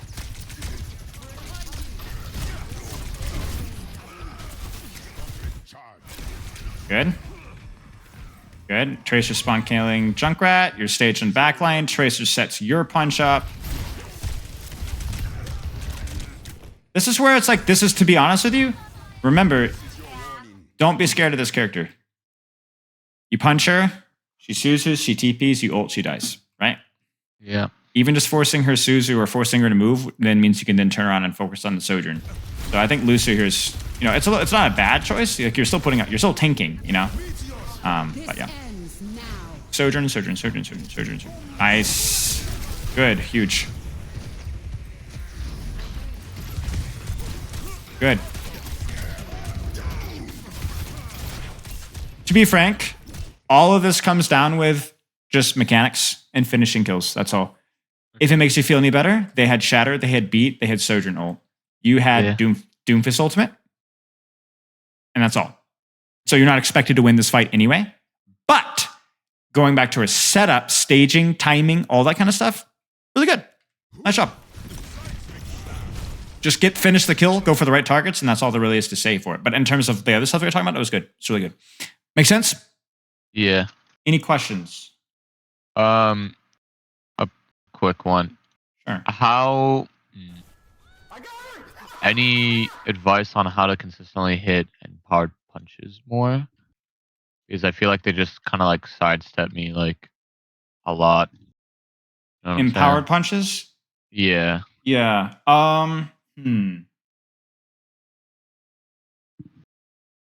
Okay, so there's a couple of ways of looking at this one. I mean, besides the obvious answer of just practice, which is only goes so far here. Don't turn your brain off when you punch. As simple as that, right? Keep an eye on their movement. Don't like stay engaged on their movement pattern, right? Is the big one. Okay. Time your engages well where there are other things to worry about besides just you. Okay. We saw that with how you capped first point, right? You came in and killed the Ana Junkrat because they're focused on your tracer. And then the final one is if you're going back to your setup phase, if you are setting up from an angle, their initial response is going to be looking this way, moving this way. You're now coming this direction. They're not 80-80 strafing you anymore, right? So what happens is then they panic and then they turn, and their first move is probably going to be a very predictable move towards cover or even just in any one direction, and that's your window. Okay. So in other words, if you set up well and you time well, you will not only catch a distracted Ana, but you'll catch a panicked Ana that's more likely to move in a predictable manner. Okay. Does that kind of make sense? Yeah. Beyond that, it's really just practice, honestly. There's no really way to go beyond that. Sadly. Make sense? Yep. All right, mate. I'll chat with you later. Cheers. Thanks. Thank you, Spilo. No problem, mate. All right, let's get this rolling here.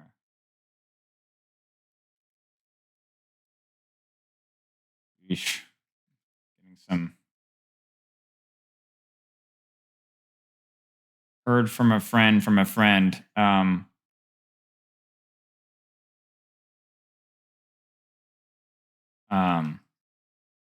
stuff about Overwatch is we'll have to wait and see. I'm hoping that this is just stuff getting lost in translation, but it's concerning. Okay. Yeah. Okay. Let's keep going here. I'm a little distracted. I apologize. M, what's up, mate? Let's get you in here.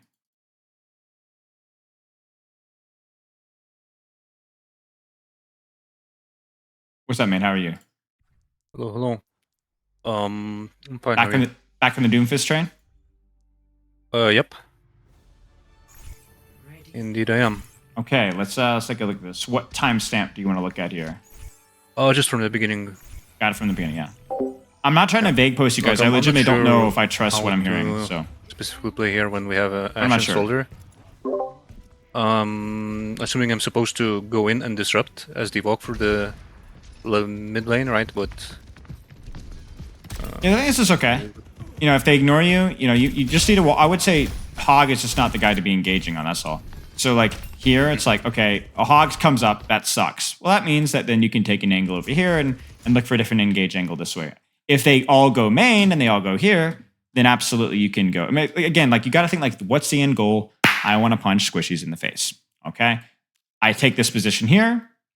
They push me out with the big Roadhog guy, but because I'm fast and he is slow, I can walk away from him and go find a different angle onto that backline. So I just think here I wouldn't be putting a lot of resource into this guy when there are better options available. And even here, right, you hear the backline following him. Maybe you didn't, but you need to kind of be, this is another opportunity here, and you're kind of following that Roadhog back. Unfortunate, good try. Did get them off of high ground, which is nice.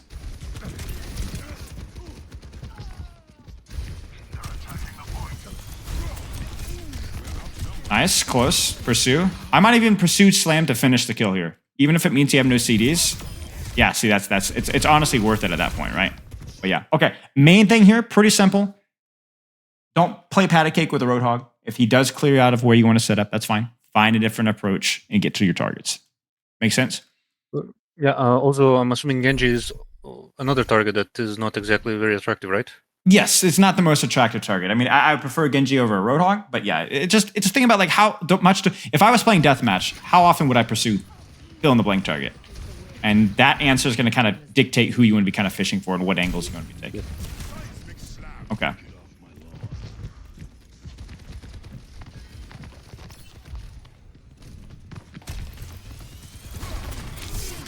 Nice. That's it. I mean,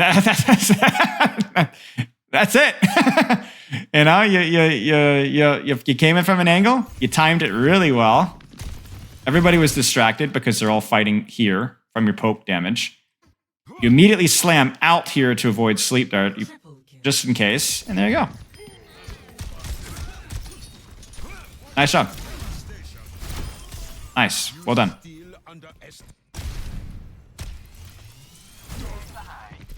All right. Now I'm a little concerned here. Will you tell me why? What's the only problem with this position? I'm too deep past the choke. Right. If your team were to hold this choke here, this would probably be an amazing angle for you. But I'm looking at kind of like your soldier here, and I'm a little concerned. So thankfully, your Ashe and Life Hero push-ups, and maybe it'll work.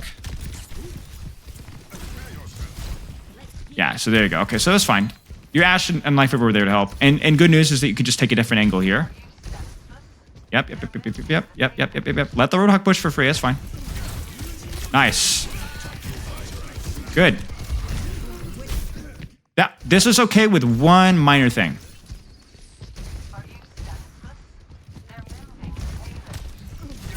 So you go for your shoot punch. You just miss the shoot punch, right? So make sure that you're actually hitting the target you're punching. And then here, I want to see a faster slam to cover. This is going to get you killed, right? Because you're standing in the middle of the enemy team. And most importantly, sleep dart, right? Now, she doesn't hit it necessarily, but you also have to worry about Roadhog hook and everything else. So the slam here is just too late. And then at this point in time, I want you to, you've already kind of done your job. You forced nade, you forced sleep dart, you forced Kiriko healing, you forced a soldier to look at you, Ana to look at you, Kiriko to look at you, and you forced the Roadhog to look at you. Look at the opportunity your team has to win this fight. This Visor and Bob could just murder everybody. You don't have any more cooldowns. You don't really have any more HP. And yet you're still kind of shooting and engaging and it's just not, you're not getting any significant damage out. So once you go for your pressure cycle, unless you're like, that target is 1 HP, they're going to die, go to cover, get a little healing, then go back in again. Okay.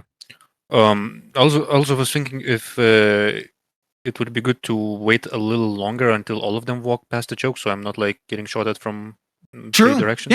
Yeah, absolutely. You could have waited an extra second or so here. So like here, maybe now would be a good time, just a second later. Yeah, absolutely.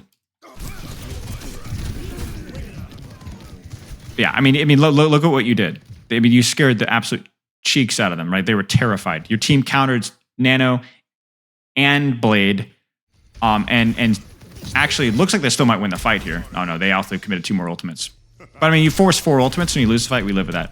If you had lived, man, that would have been a winnable fight. Right.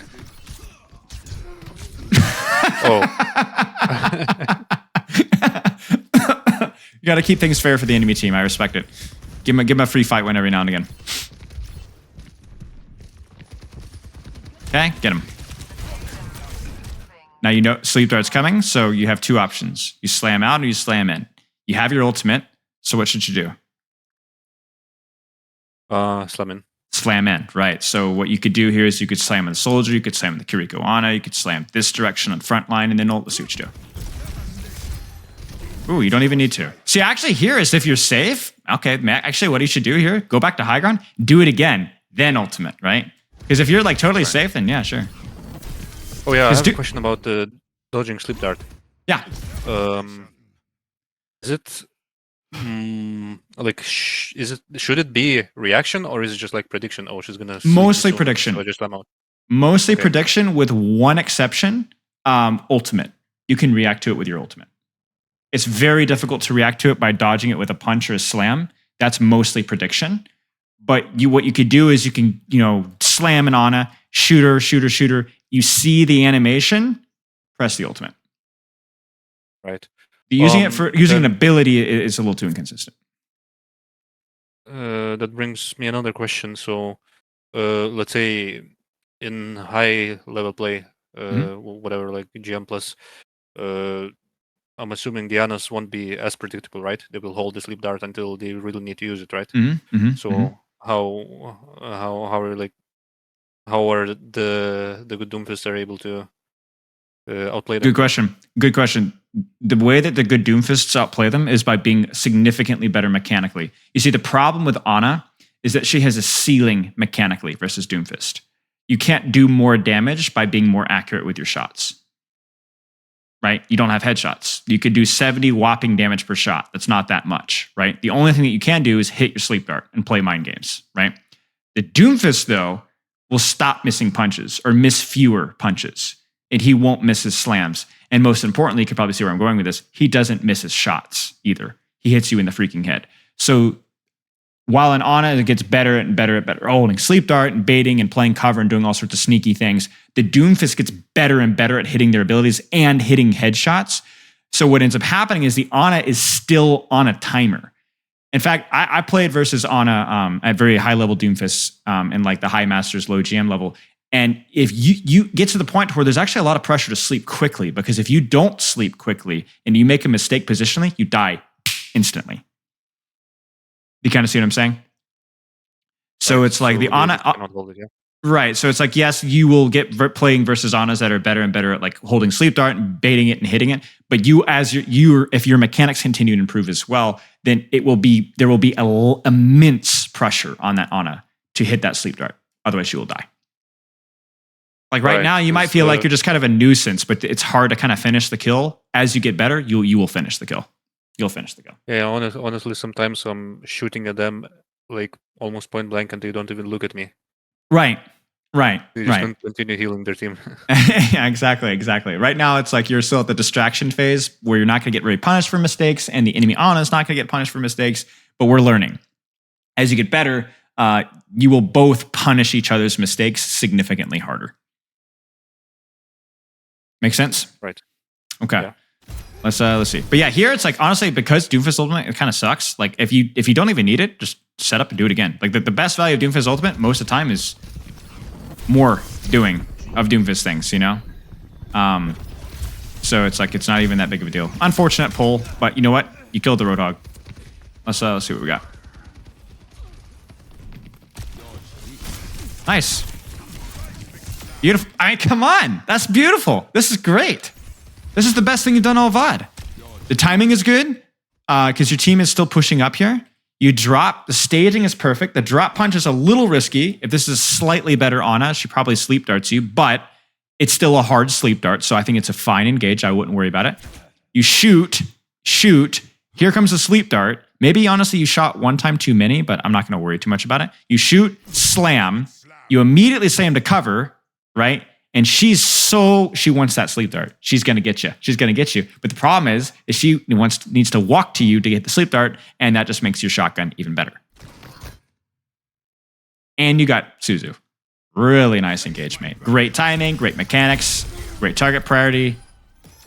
The cooldown cycling was really well done. That was beautiful. Right. The drop punch is bad because she can hear it, right? And then it's not bad. It's just situational. You just need to be careful. It's a higher risk play. It might mean that you make sure that you go a little bit later with a drop punch, or that you go on a slightly deeper angle. Like if you could go from here, she has to turn more to sleep you, right? So it's harder. It might also mean that you don't fully charge your punch either. That you just kind of quickly drop punch, right? So that there's less time for her to react. Depends. Don't overthink it too much at this point in time, I think. I think it was a good engage, good timing, great CD usage. That's going to be good enough. That's going to be good enough for a long time. If you could do that consistently, then we're good to go. And even this is good tanking, right? Your team is engaged. You quick punch the Ana before she can sleep you. You shoot, you slam. I think she might still have sleep dart, actually. Yeah, she still has it because you stunned it out of her. Yeah. Yeah. So then you slam. Everybody starts to chase you. They commit an ultimate. Just run away. It's good tanking. Do it again. Yes.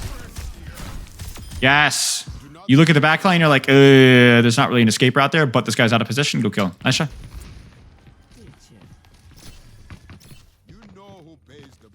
And now here, you really just have to wait until your team regroups, which you do. Now your Moira goes in. Your team is starting to respawn. Ooh, juicy punch. Slam out. Genji dies. Block, because hog is no hook. And look at what you're doing. You're popping off, mate. One little detail, mechanically wise, generally at this distance, punch is very difficult to land. So what I might recommend here is while there's only a couple members of the enemy team here, I might actually slam in on this Cassidy and try to kill him up close. Now you're gonna have to probably use both cooldowns, but if you play your cover well, you should be able to live and then punch back out again. Does that make sense? Yeah. This should be a lot harder to land. It's impressive that you land it, but it's not consistent. And then now here you can just punch out if you wanted to. Yeah, I think you should have just punched out. Punched out. Right. Let's watch one more fight. Oh, you almost got her. Oh, you did get her. Nice. Set up, set up, set up. Yes, yes, yes, yes, yes, yes, yes. No. Here. And then you can, and this is the great thing. If you're like, okay, what do I do if I can't drop punch? You know what you can do here? Look how close she is. What could you do from here? I guess I could shoot. You could just freaking shoot her, right? You don't have to use a single cooldown. Just shoot her, shoot her, shoot her. She's gonna have to sleep dart you, or try to, right? And even if she does sleep dart you, you're really hard to access, so you might even be safe. That being said, good target priority. Go ahead. I think I committed so hard because we are using coal. So I was like, oh, I have to hurry. I understand that. That I understand. Was it like the wrong call or? Let me look at it again. Yes, because you could slam here and then immediately start shooting. You kind of see what I'm saying? Okay, so I'm still doing something. You're still doing something, right? It's because it's 50 damage, right? It's not like it's 1,000 damage that you're slamming here. So, ultimate's good. Definitely felt necessary. Really unfortunate that you missed the Ana there. That's tragic. Nice block. What happens? Oh, he just... Why? Huh?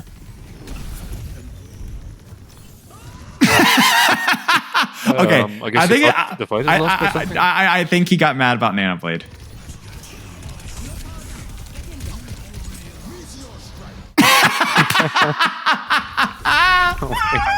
Average Genji main mental.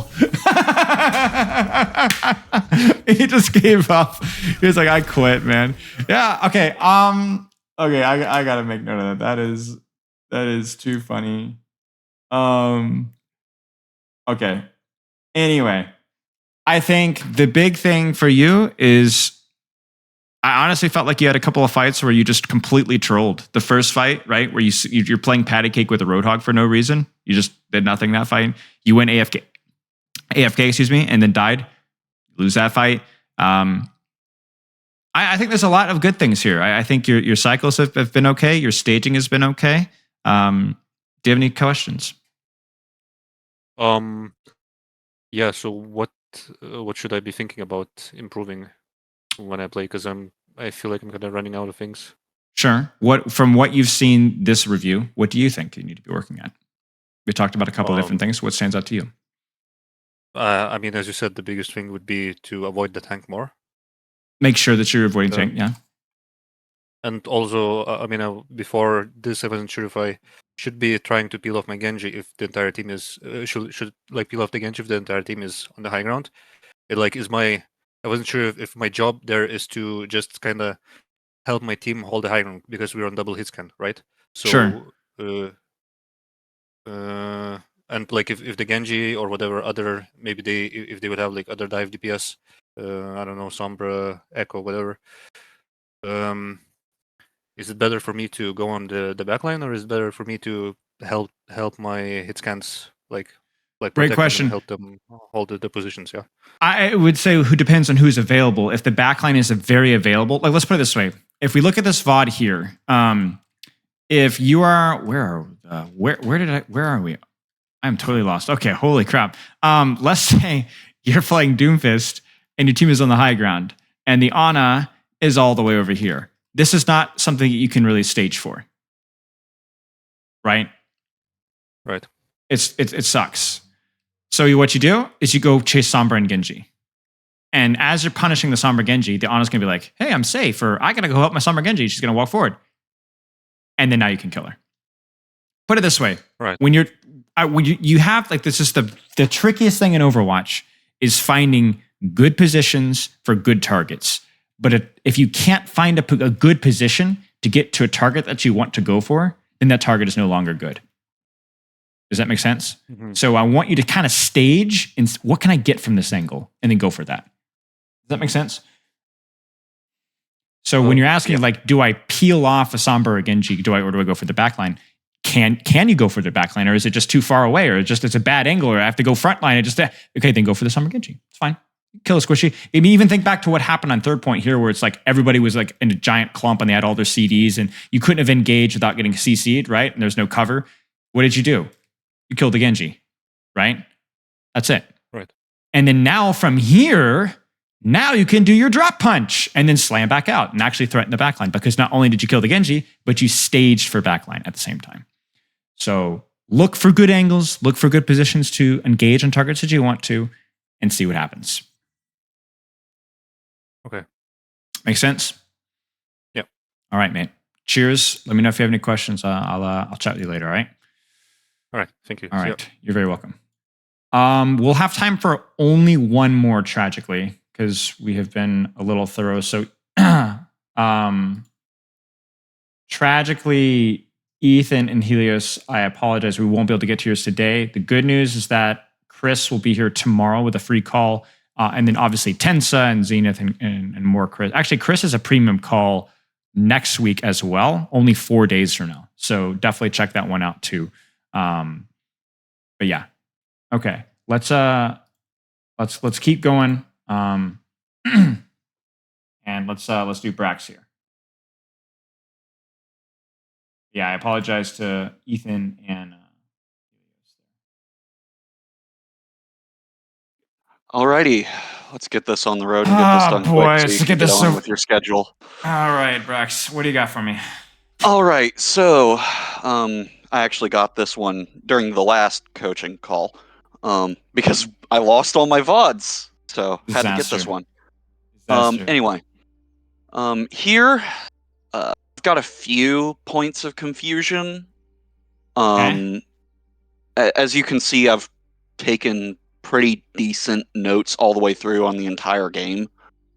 So the first point of confusion I had is around oh my gosh, we're going all the way back to the last one. Oh yeah, see, yeah. I'm like, okay, where's the code? Oh, that's the link to the code right there. Okay, let's roll. I just didn't want to repaste it. Okay, where are we starting? 230. 230 should be just before losing first. Right. I made some questionable whip shots. I'm not sure if I'm playing too passive here. You're gonna definitely need to make some sort of proactive action versus this comp, because there's nothing to peel at all. Yeah, here, like. Now the problem with Midtown, and we had the same problem when you're working with Genji, is the fact that it's like when you take the angles, everything feels so freaking far away. So you're going to need to be very attentive to, like, you know, where can I effectively close the distance? When can I effectively close the distance? Here it's almost like I'm just playing health pack and hoping they push me. Yeah, I mean, I don't think this is bad. In threatening point, basically. Yeah, I think this is okay. It felt really, really, really passive in the moment. This so far has been correct. You took an angle, you peeled off your backline, you kept an eye out to see if the backline was going to walk forward. If they had, you would have punished them. Yep. And crucially, you didn't bash in. Yeah, I was not, like, I did my best to not bash in. I respect it. Nearly as much. I respect it. So, like, obviously, if they had walked, then you're good to go. And then, obviously, the Nano Zarya doesn't do anything. So then you go back and kill the Zarya. That's right. That's great. Yep. Nice. A boring but effective fight. Right. And sometimes that's how it has to be. You and Orb, you know, it's like the same kind of stuff. Okay, what are we looking at next? Continue with this? So if you want, you can look, like, it starts to get really chaotic in this point transition, although I'm not sure if that's just me misplaying or Midtown being Midtown, because this transition is atrocious. Okay. We'll take a quick look then. Yeah. Here I try to kind of help out my diva.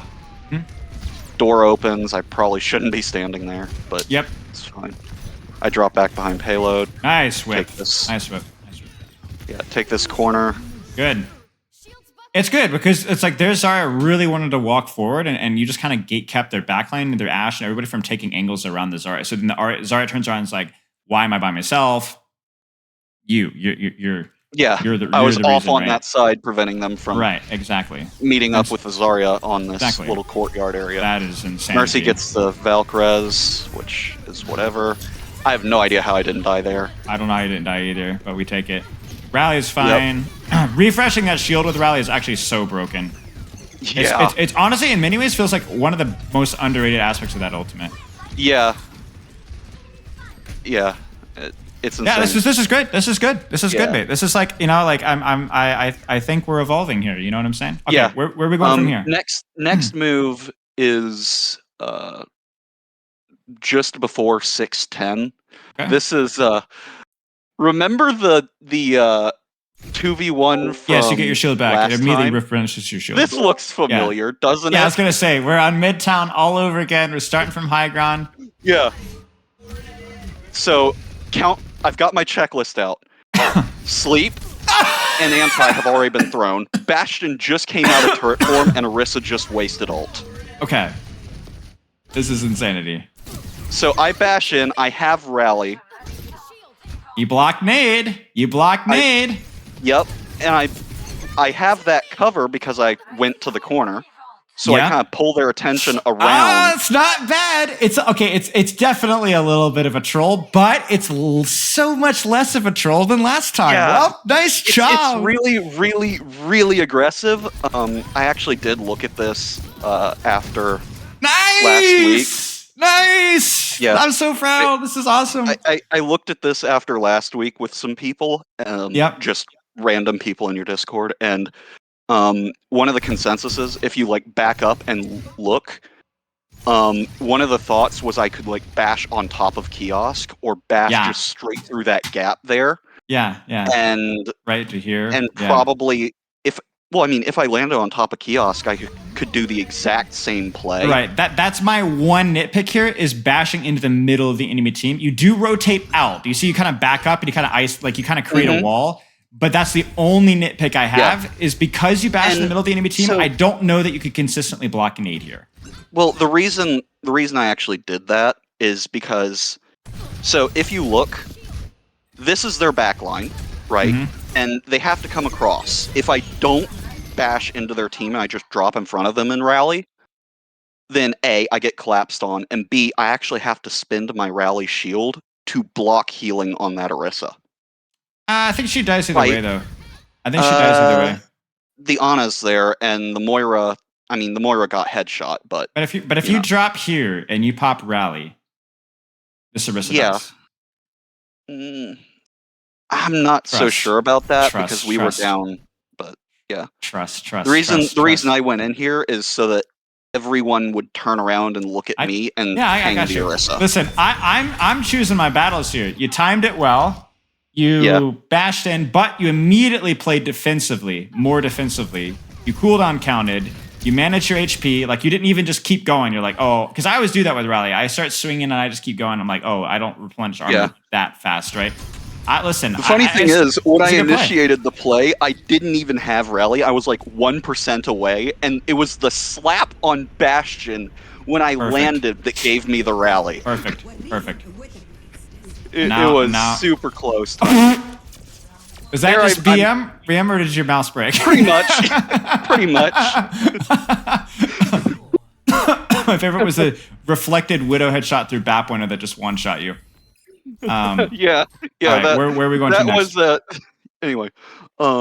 So the next is around here actually. So at 7:45ish, I start setting up for first myself, but then I move up here because my team is playing weirdly aggressive. Yeah. Here. This is fine. You But can drop with your Bastion, honestly. I lose this fight. I'm not sure if it's because I made a mistake or if it's Sure. We'll keep an eye. Well, you're making a mistake here because you don't need to walk forward in this diva. Yeah, You just I could have whip her. whip shot. And crucially, this is what you're enabling. You ready for this one? This one's gonna give you fits. Yeah. You needed to maintain control in this angle here instead of pushing through main. So hit the whip on the diva, check this angle. Hit the whip on the diva, check this angle. Hit the whip on the diva, check this angle. That's your job. Don't let your Bastion get nervous because I think your Bastion. Yeah, he gets nervous, right? He needed that support from you. He needed that confidence. Right. Okay. Many, go back. Okay. This is all fine. And then even the thing is if you're paying attention here as well, and like you'll go, okay, 1, 2, 3, 4. Oh, she's alone.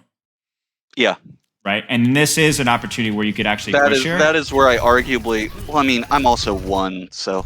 Yeah, I get it. I was seeing through walls that people were getting hurt up there, so I circled back. You did the thing, though. You did the thing. Bash in. With this, and you're cooking. Like, honestly, even if your Widow dies here, it's not the end of the world because you're not going to be able to save her. You just don't have it here. Obviously, it's just not. It just. Yeah. We were this close to greatness. That's okay. I was trying to use my shield to save everyone I could, but gotcha. I got too greedy. It's not enough. It's just not enough. If I had rally, then that would have been a play, but I didn't. Yes. If you'd had rally, then it would have been worth it to try and save your Widowmaker there. But yeah. Yeah. All right, we keep going here, or is there another thing we skip to? Here, we have about 5-6 more minutes. Yeah, next timestamp is. I mean, this is a pretty self-explanatory first to second point defense. I made a questionable play at the 10-minute mark and died for it. Okay. And then 40 seconds later, I get outwitted by the enemy Ana and die to that. I'm seeing that in your notes. Yes. And then the next big confusion and chaos point was like 14 minutes, basically at the end of the game, where it just kind of all went to hell. Like here, I'm gonna go back even further here. Actually, I want to see this. Where I'm kind of peeling for people. Yeah, just running around the map. Who needs help? Who needs help? Who needs help? Okay, they're over here. I'm gonna help over here. Fortunate whip. Your whips have actually been okay today, though. You've hit a pretty decent, at least on this VOD. Pop rally to block the bomb. I don't think you needed it. Maybe, but you had full shield. You don't need help. Yeah, but I wasn't certain where Widow was behind me, and so fair enough. Because I saw her get thrown off and to the right, and I got you. Stopped it for insurance. I got you. There's a Curie behind you. I don't know if you knew it. I didn't know it at the time. It's okay. But here I'm going for the baby diva. Yeah. End up. Shield live. And then this is where the chaos begins. So this is like the Tracer mindset. Every person who takes duels, takes angles or flanks, Tracer, Sombra, Genji, Brigitte, you need to know the amount of attention that you're getting right now. It's more than one. So you don't win this 1v1 because it's not a 1v1. You live it. I've got the baby diva and the Cass focusing me. And you should be able to predict that before they even turn the corner. You know you're in deep. So your priority here is whip, shield, hold shield, back up. Here I'm backing up. But... Right. It's exactly what you did with the last rally, right? Where you go in really hard and then actually just play super defensively, knowing that everybody was turned on you, you're just going to live. So let's see how you play this one. You bash in. Well, that's because I don't need the bash to get out. If I back up like 2 steps and jump to the left, I'm fine. But see, that's what if more people push you here, which you should probably at least consider as a possibility. Fair. This is a situation where it's like you could still use the bash aggressively. Like let's say that you hit the whip or you get a couple of swings and this guy's low, then combo him, right? But it's like using your dash early as Genji, where like there's if it's a 200 HP character, using the bash early in the fight and using the bash later in the fight, there's no real benefit to using it earlier. Right. Use it when you're sure that you're going to commit to finish this kill, right? Now, the backing up and using the cover, using your shield, this is good.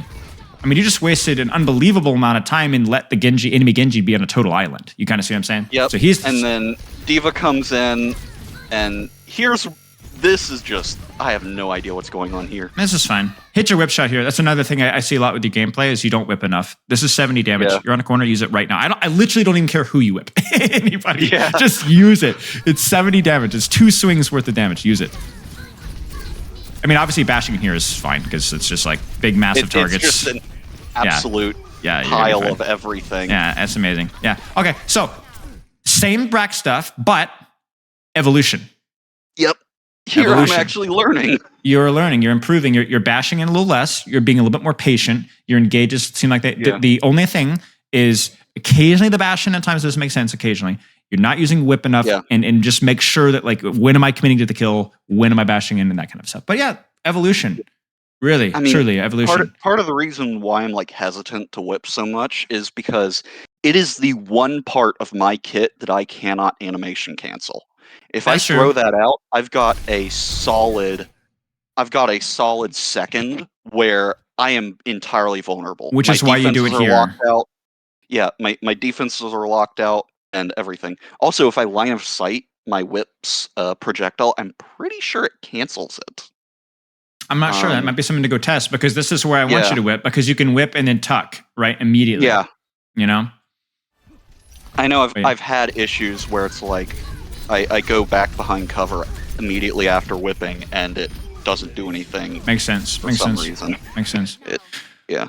All right, mate. Well, as always, a pleasure. I'm sure I'll chat with you later. If not later today, Yep. maybe on Saturday. But yeah, cheers, mate. Keep up the good work. See ya. All right, GG's. Actually, you know what? I'm just going to call the call there. We are going to continue to have calls the rest of this week. Like I said, we have a free call tomorrow with Mr. Chris, Tensa on Saturday. Sunday is Zenith, and then obviously the big call with Chris on Monday as well. And then I will be back on next Thursday too. But yeah, loves and kisses, y'all. Appreciate it. Let me know if you have any questions, and thank you guys for supporting Elo Mastery. That's all. Okay, I Spilo not a lot on Twitch, but his last tier list was a banger. Yeah, cheers, mate. I appreciate it. Yeah, I knew the last tier list was going to be a little controversial because I mean, tier lists are always like tier lists are always my most controversial content because they are so very subjective, right, in so many ways. So I don't think it's fair for me to say anything is truly objective, even when I present it from a standpoint of authority. It's still subjective, but you know, it is what it is.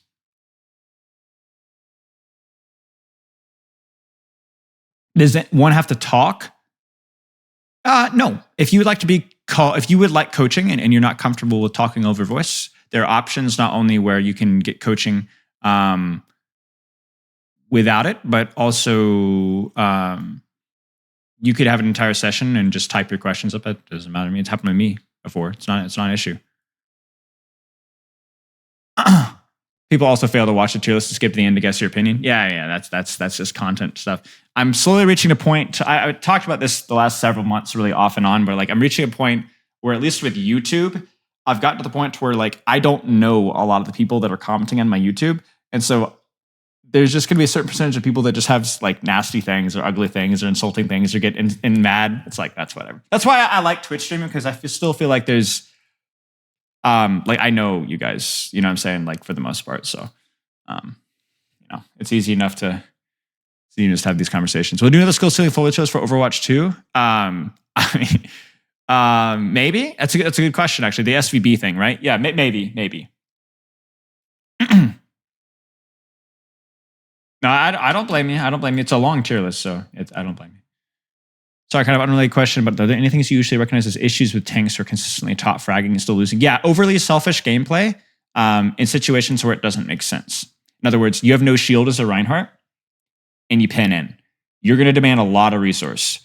And that's unnecessary resource that if you just played more around your CDs, you would have been fine. Orisa without Fortified, taking proactive action. Ramattra without Nemesis form, being too overly proactive. Zarya misusing her bubbles. And then pushing afterwards. So basically, if you top fragging and still losing, it's probably something to do with your cooldown management that's demanding your healers to put more attention to you. It's I know it's a bit of a broad question and it's a bit of a broad answer. So yeah, no problem, mate. No problem. We'll take a look at this roast, the highlight, and then we will, 1 second. And then we will move on to our Overwatch 2 hate bingo. me actually edit my title here because we're.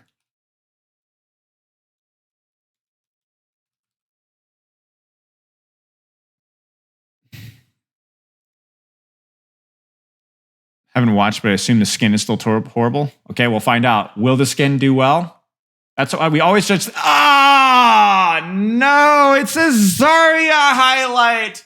You know, to be fair, they're just, you know, if you know this, if all you need to know if the skin's going to be good or not is if it's a Zarya highlight. You know, this isn't even a bad skin for Zarya. You know why? Because it's inoffensive. You know, the best thing that you could say about a Zarya skin is that it's inoffensive. Oh, imagine that. Do you like so-and-so? Are you good friends with Jill or Jack? Yeah, they're inoffensive. That's the nicest thing you have to say. Okay, well, we're off to a bad start. I don't blame your choice in Hero. I don't even necessarily blame you for the skin choice. There's nothing you could do. Sad. It's disastrous. You just, you know, it's too bad. Too bad. How do you get a chance to play in your custom games you do? ! Patreon, you got to be a tier 3+. You know, chat, actually, I need to check that after this roast to highlight to make sure that that's clear in the Patreon things. I need to make sure that's clear. I don't want to be scamming people. Not utterly ugly. Exactly. I muted this again. My tummy hurts. Well, another F tier name as well. So we're off to a really bad start. Cheers, mate.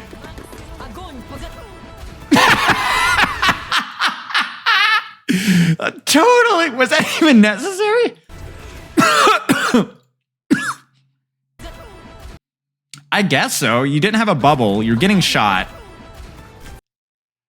Probably not necessary. I think right-clicking around the corner there would have been the more effective strategy. But you know what? I'm not going to even roast it because it did. You know what? Sure. Yeah, absolutely. Okay. Right.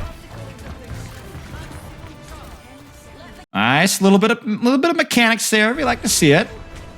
Good cover usage. Pops a bubble at 42 HP.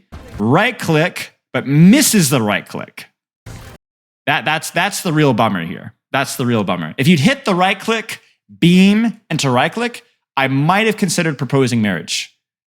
But you missed the right click and only got the second half. So sadly, no marriage proposal for you today.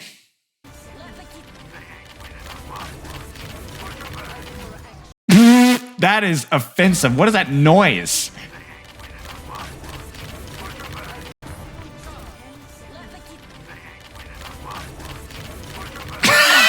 What? What is this Lucio player doing? But you did the same thing. Look at this. You could have had my children, but instead you missed the right click. Beam. It's so close to greatness. I mean, it's a funny highlight. It's a pretty funny highlight. It was a nice little combo on the Reaper, nice little tracking on the Lucio. You messed up the combo a little bit on both of them. And then obviously, but the grab on the Mercy is funny. So lots of bad things to say, lots of good things to say. It's the average Spilo stream. Cheers, man. That's a funny clip. That is a wild skates. Is it really like that in all the highlights? If you hit your right clicks, how you get your children? I'm not going to answer that question. I'm going to leave it as an unresolved mystery. Really? I thought this Lucio was just off the goop. Dude, he even moves weird. Look. Like, he just goes, you know? Like, he's legit. Like, what is this? My guy literally, like, teleports. Seriously, watch this. Watch this. Let's slow this down. We're going to Kefri this. Like, look at that. My man is, like, defying physics more so than usual. Dips. Oh, if he'd said dibs, it would have been okay, but you said dips, so no. Weird. Yeah. Okay. Well, pretty funny highlight. Well done. Let's fly. Okay. So I actually want to do this. This is going to be really, really succulent. I want to do Overwatch 2 Hate Bingo. Okay. I want to play Overwatch 2 Hate Bingo with you guys. So I'm going to create a channel. You guys know the routine. We've done this before. Watch 2 hang. Drop your favorite classical critiques, some deserved, some not, of Overwatch 2 by the fans in the game and the haters outside the game. And we will create a nice bingo of, like, when you talk with somebody about Overwatch 2, either who plays the game or who doesn't, what's the first thing that gets brought up? So let's actually get a bingo generator. along the side. So we have our own personal bingo.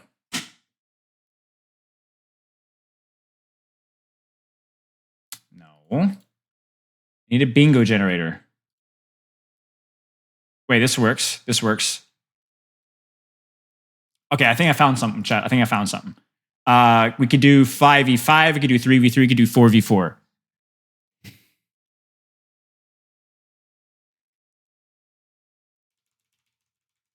So the rules with bingo is that like when you get 5 in a row, you win.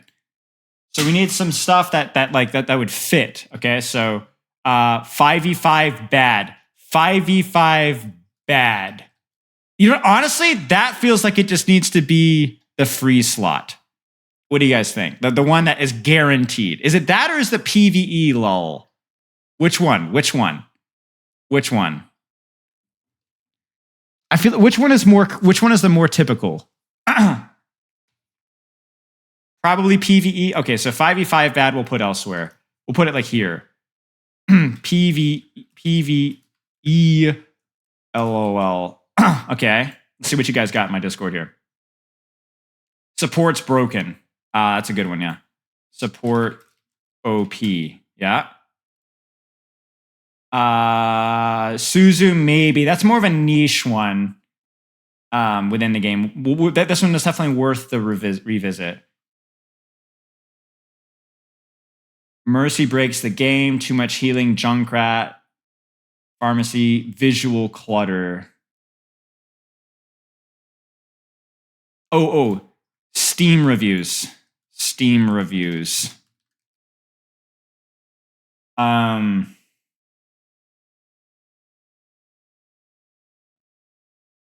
Okay, only good for the... I'm not going to fill that one in the blank. But if I had a dime for every time I've heard that, it's the most boring response in the history of the universe. Oh, yeah, true. TF2 better.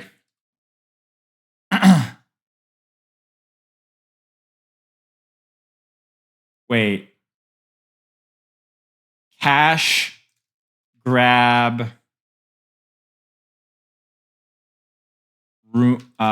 garbage. I honestly don't understand this one. Maybe I legitimately am like spoiled or privileged. I hate pay-to-win mechanics. I moved away from MMOs because of pay-to-win mechanics. I really, outside Malga, am I missing something? I know I'm asking the wrong audience, but I don't understand this one at all. What are you paying for?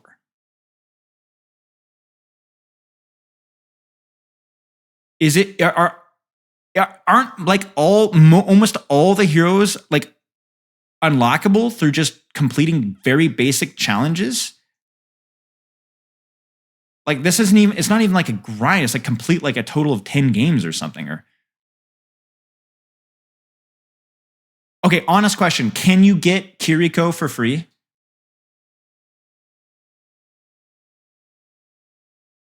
Some of the challenges you have to do are pretty grinded. Okay. So it is a little bit of a grind, but not the end of the world. And you could still play the vast majority of the character. Okay. 50 wins? But see, 50 wins isn't that much. Bro, these guys, dude, these guys are so spoiled. Like that's like 50 wins? Really? That feels like nothing. It is a lot? Maybe. Is it just for Kiriko? So if you only need 50 wins for just Kiriko?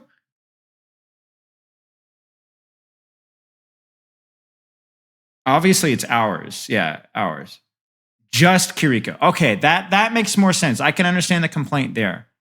So it's 50 wins for each character? You have to do 50 wins for each new character?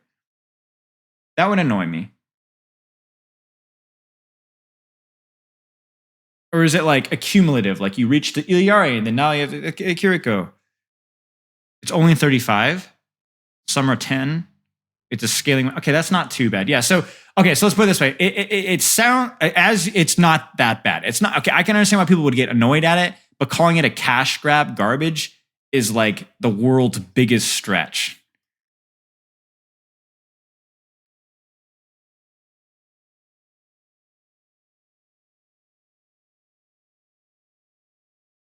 It does take ages on a fresh account. Yes. Okay. Okay. I can understand why people complain, but man, that is not near as bad as I thought it would be. Okay.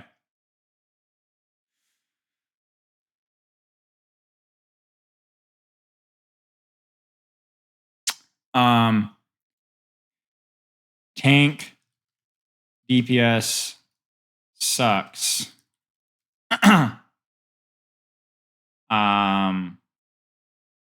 Counter swap. Ooh, yes, counter watch.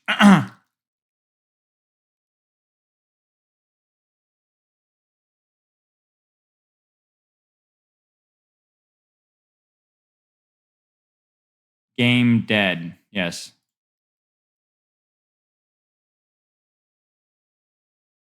Too many Sun CC.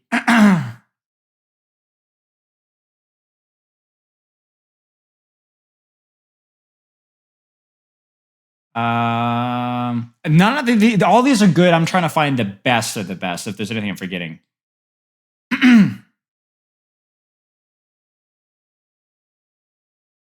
Oh yeah. Boosted ranks. Rank sucks. That's just easy.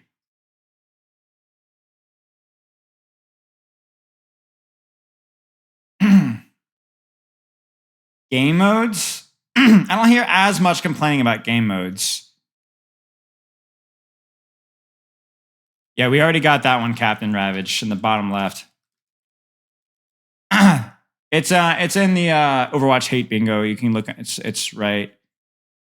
It's here. It's under the Overwatch category. It's at the bottom. I actually put it at the top. There you go. It'll be easier.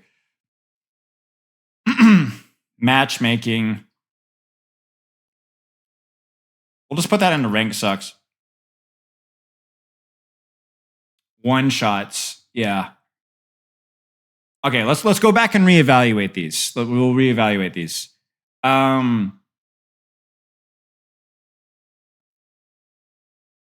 Maybe one shots. Maybe we'll put one shots in here.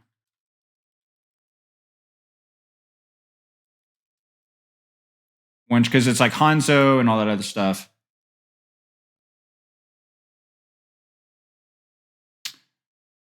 Does any one hero deserve to be in here? Honest question. I don't know that they do. Because Malga. Yeah, maybe Malga. Because within the community, Malga is definitely the most united I've ever seen the community ever. Kiriko probably, yeah. Kiriko's close. It has to be Malga, I think. And again, I've never seen the community so hated on anything. Like united, at least since Valkyrie Mercy, I think, or Brigitte, I guess. But right now, Mercy is not. Mercy is a tough one because, like, it's like if we made this like a 6v6, I'd include Mercy, I think.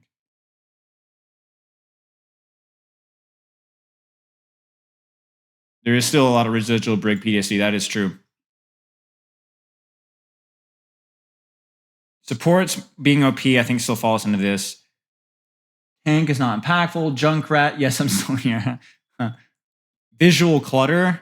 Ooh, I got a good one for you guys. Cartoony. Cartoon game. I hear that all the time.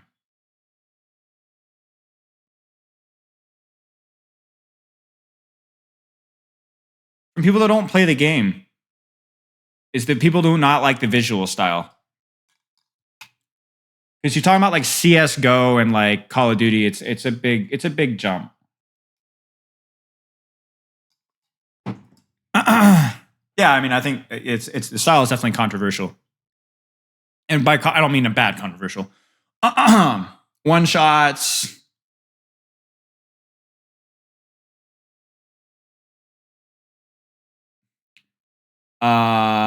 monetization. We kind of did that with the greed watch. Too many stuns, crowd control. What do you guys think of that? What's the impression of stuns in CC right now? Is it still like, is that fall into that, like, is that just good enough for the tank DPS sucks, or do we think we need to create our own category? Yeah, we can do toxic comms. I feel like it's it's better than it was in Overwatch 1 for sure, but I don't think it's like the biggest thing that people complain about. Yeah, I agree. It's usually folded into tank issues. Yeah. Elo Hell. I think we could fold that one in with just like rank sucks, to be honest.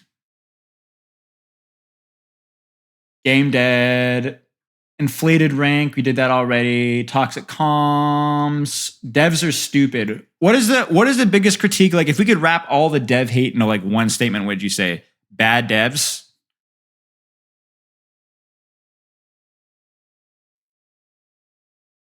Bad balance. Devs bad. Maybe just devs bad. Lazy devs. Oh yeah, that's actually a pretty good one. I like lazy devs. I like lazy. That one's especially nasty. Because it doesn't even imply that you're bad. It just implies that you just don't do anything. Like, you don't even play, like, you're just bad. Lazy devs. Lazy devs. Yeah. Oh, yeah. Oh, actually, yes. Zero aim mechanic heroes. That's a good broad one. No brain dead heroes. Moira, Mercy, Bastion, stuff like that. Mechanical bias. Yes, 100%. That is 100% something from the outside of the game, especially. People look down their nose at characters like Winston and like Moira and stuff. So hard. Small indie company. Yeah, sure. That's a classical.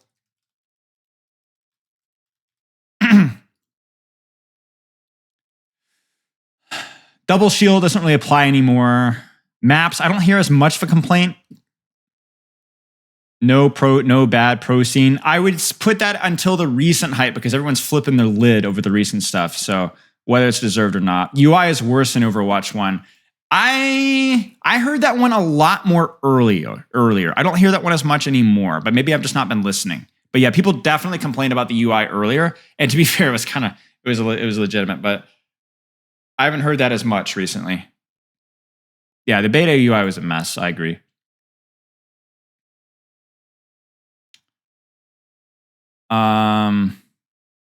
Blizzard allegations. Actually, true.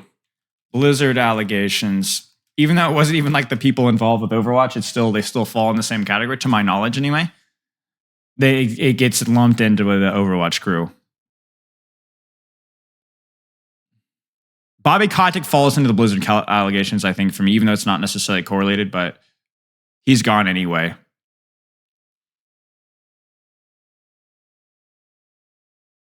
Loser queue, game is deathmatch. Oh yeah, true. Actually, that's a good one. Deathmatch game. I hear that one even within Overwatch a lot.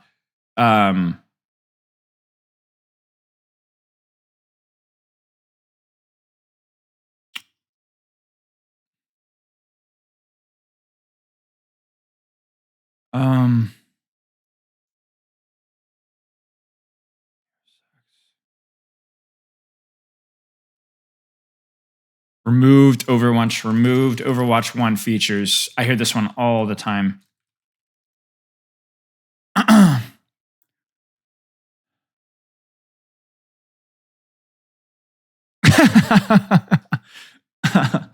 What honest question, what Overwatch 1 features did we lose, guys?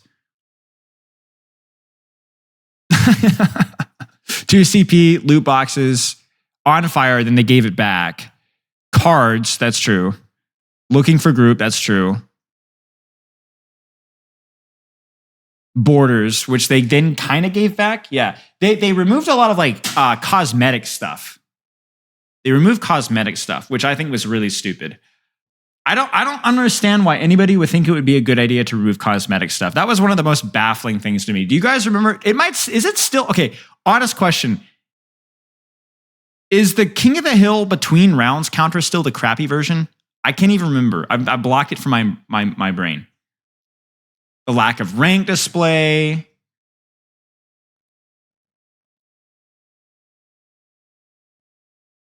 Yeah. It's like they didn't remove like a lot of like really meaningful features. They removed like a lot of cosmetic stuff that was like so inoffensive and a lot of people liked. It really is a fair complaint, to be honest with you guys. They didn't remove any features that like has any significant impact on the game quality, but just like why? Why would you remove orders or why would you do that? Why would you change the like they yeah and I don't know. I understand like the whole medal system was like a whole project, but a lot of them were they just removed and nobody really knows why. Like it went away.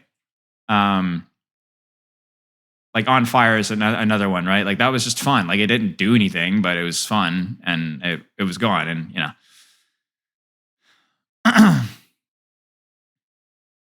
and even like for example, the I think the rank icons are almost objectively across the board a downgrade. They've grown on me a little bit, but I still don't like them as much. I think look at the bottom left of my screen. I don't know if you guys are on mobile or not. Look at this Grandmaster icon. I mean, give me when I first hit Grandmaster and I was queuing the lobbies with that logo, that just freaking felt awesome. It just looks sick. They're iconic. And even better, look at the bottom left of my screen now. Dude, check out the top 500. The little blue glow. Holy crap, top 500 was so appealing. I think it's a downgrade. I really do. Even a year afterwards, I still think it's a downgrade. Yeah. Yeah, Old Masters was ugly. I agree with that one. Like this kind of sucker is a little chunky. Not as big of a fan. Even the Old Diamond was cool. I think very clean. But yeah. Removed Overwatch 1 features. Immortality abilities. That's a pretty good one. Yeah. Oh. 0 Twitch viewers. That's a classic one that we see all the time. And it's been for years. Nobody watches on Twitch.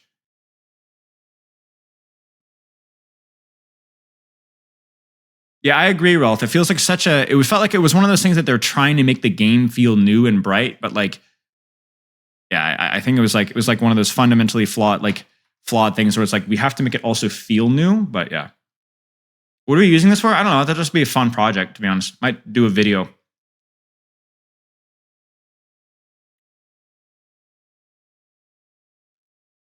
Unranked to GMs. So what do you guys think about unranked to GMs? Smurfs for sure. I think that one kind of covers that across. But I don't think unranked to GMs specifically is like a big controversial thing. It might be one a little bit within the community, but honestly, like it's not even that controversial in the community. There's a very loud vocal minority that doesn't like them. But so many people watch them. Like let me be very clear. I'm part of that vocal minority. I don't like them either.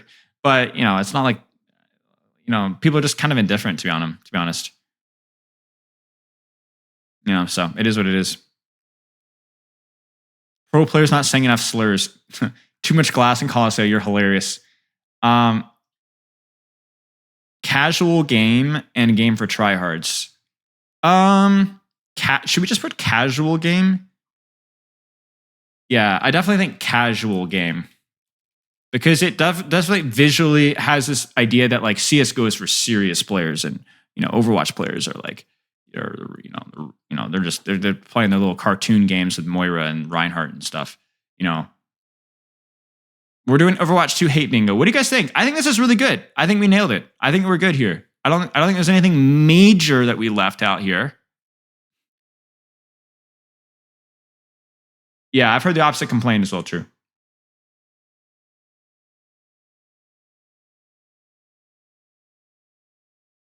Only last thing I could is that roll lock ruined the game. What do you guys think? Is that one? If so, what would we replace? I remember people unironically saying that all the time, or no? That's long dead. You think people? I still hear it though. I still hear it. People say it though. Think most people are over that? All right. Yeah. Okay. Fair enough. The 66 you already got. 5v5 bad is good enough. Yeah. Is there any major ones we missed there? I think we're good. I think we're good. I think we're good. This is brilliant, guys. This is just great. So here's what we're gonna do. What should we do? I think we can screenshot it. Yeah, we'll screenshot it. Support OP, lazy devs, game dead, small indie company TF2 better, Counterwatch, Brain Dead, Heroes 5v5 bad, cartoon game, Blizzard allegations, toxic comms, Malga, PvE, LOL, tank DPS sucks, boosted rank sucks, cash grab, garbage, removed Overwatch 1 features, one shots, deathmatch game, only good for the fill in the blank, 0 Twitch viewers, Smurfs, casual game, Steam reviews. I think it's good, y'all. I think we're good. I think we nailed it. I'll probably do like a video discussing each point and I think casual game and cartoon game too similar. No, because the cartoon game is specifically the visual style that people freaking hate. The casual game is that it's a silly game that is not very competitive compared to the more serious CSGO.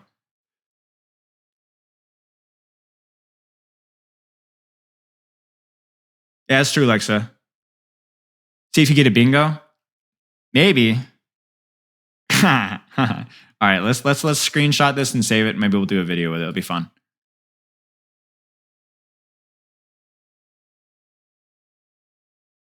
Save. That was fun. No, Samito makes a lot of good points. No, we always like to pick on Samito because he's a funny guy. But yeah, I think the key thing is that when we're looking through this, it's like some of those points are fair. Some of them are not. But it's all in good fun.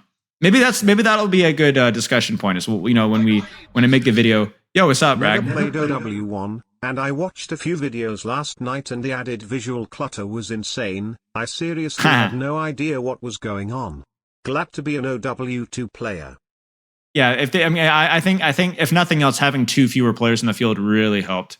But yeah, I think it'd be a good if we do the video is like asking. I just zoomed out. Now I'm zooming in about like which of these complaints is like actually fair and which are like probably like being too petty, for lack of a better term.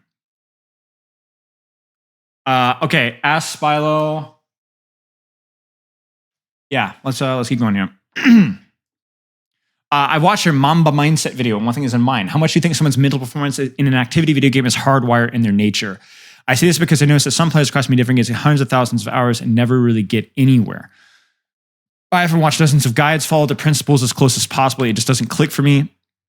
My decision-making is still pretty subpar. Sometimes I pop off and play amazingly, but it's always inconsistent. I don't know why I can't play on par with people who play the game less than me. It seems to be just more natural to them. Sometimes mindfulness, but force inconsistent. I also notice that really good players can always explain with a good game. They just say practice, yet thousands of people practice for just long, get nowhere near as close. So I think one of the things is I'll point out, this is a really, really, really good question, but I want to point out a lot of people, it's not just how much you practice, it's how you practice. A lot of people play the game, and because they really want to win, or they really want to get better, or they really want to rank up, they will improve through that. But I'm actually going to talk about something. This has been a video idea that's been on my mind for quite a long time, and this is a good springboard for it. So you guys have played RPGs before, right? Where you can there's the way to look at it is like you have an RPG rollout, right? Where you choose the class that has more stamina or more health or more spirit or more energy or more strength or whatever. And you start the game out with like your various bars, and you find out like, what's my IRL RPG rollout, right? Or my RPG roll. And then from there is you spend time in the game developing different aspects and making choices that either complement your strength or style or increase it in different ways and shapes and forms. But the reality of the situation is that you might be operating at a disadvantage in certain situations, and you might be operating at an advantage in certain situations. It doesn't mean that you can't, if you start on a character with an RPG that starts really low in strength, that you can't increase that strength. You can. It just means that you're going to have to take some extra time, that you might need to approach the situation a little bit differently. What I've noticed with working with thousands and thousands of people is that through nurture, I would say nature versus nurture. I think it's mostly nurture. I think nurture is overwhelmingly more the thing, where you start off as a child, an infant, a toddler, a teenager, and so on. And your entire life experience creates an RPG rollout for you, all right? To use gamer terms, all right? Now, before you cringe, I'm telling you, this is true. And different people have different advantages and disadvantages, not because just, that's my nature, but because this is what I've been doing since I was a child.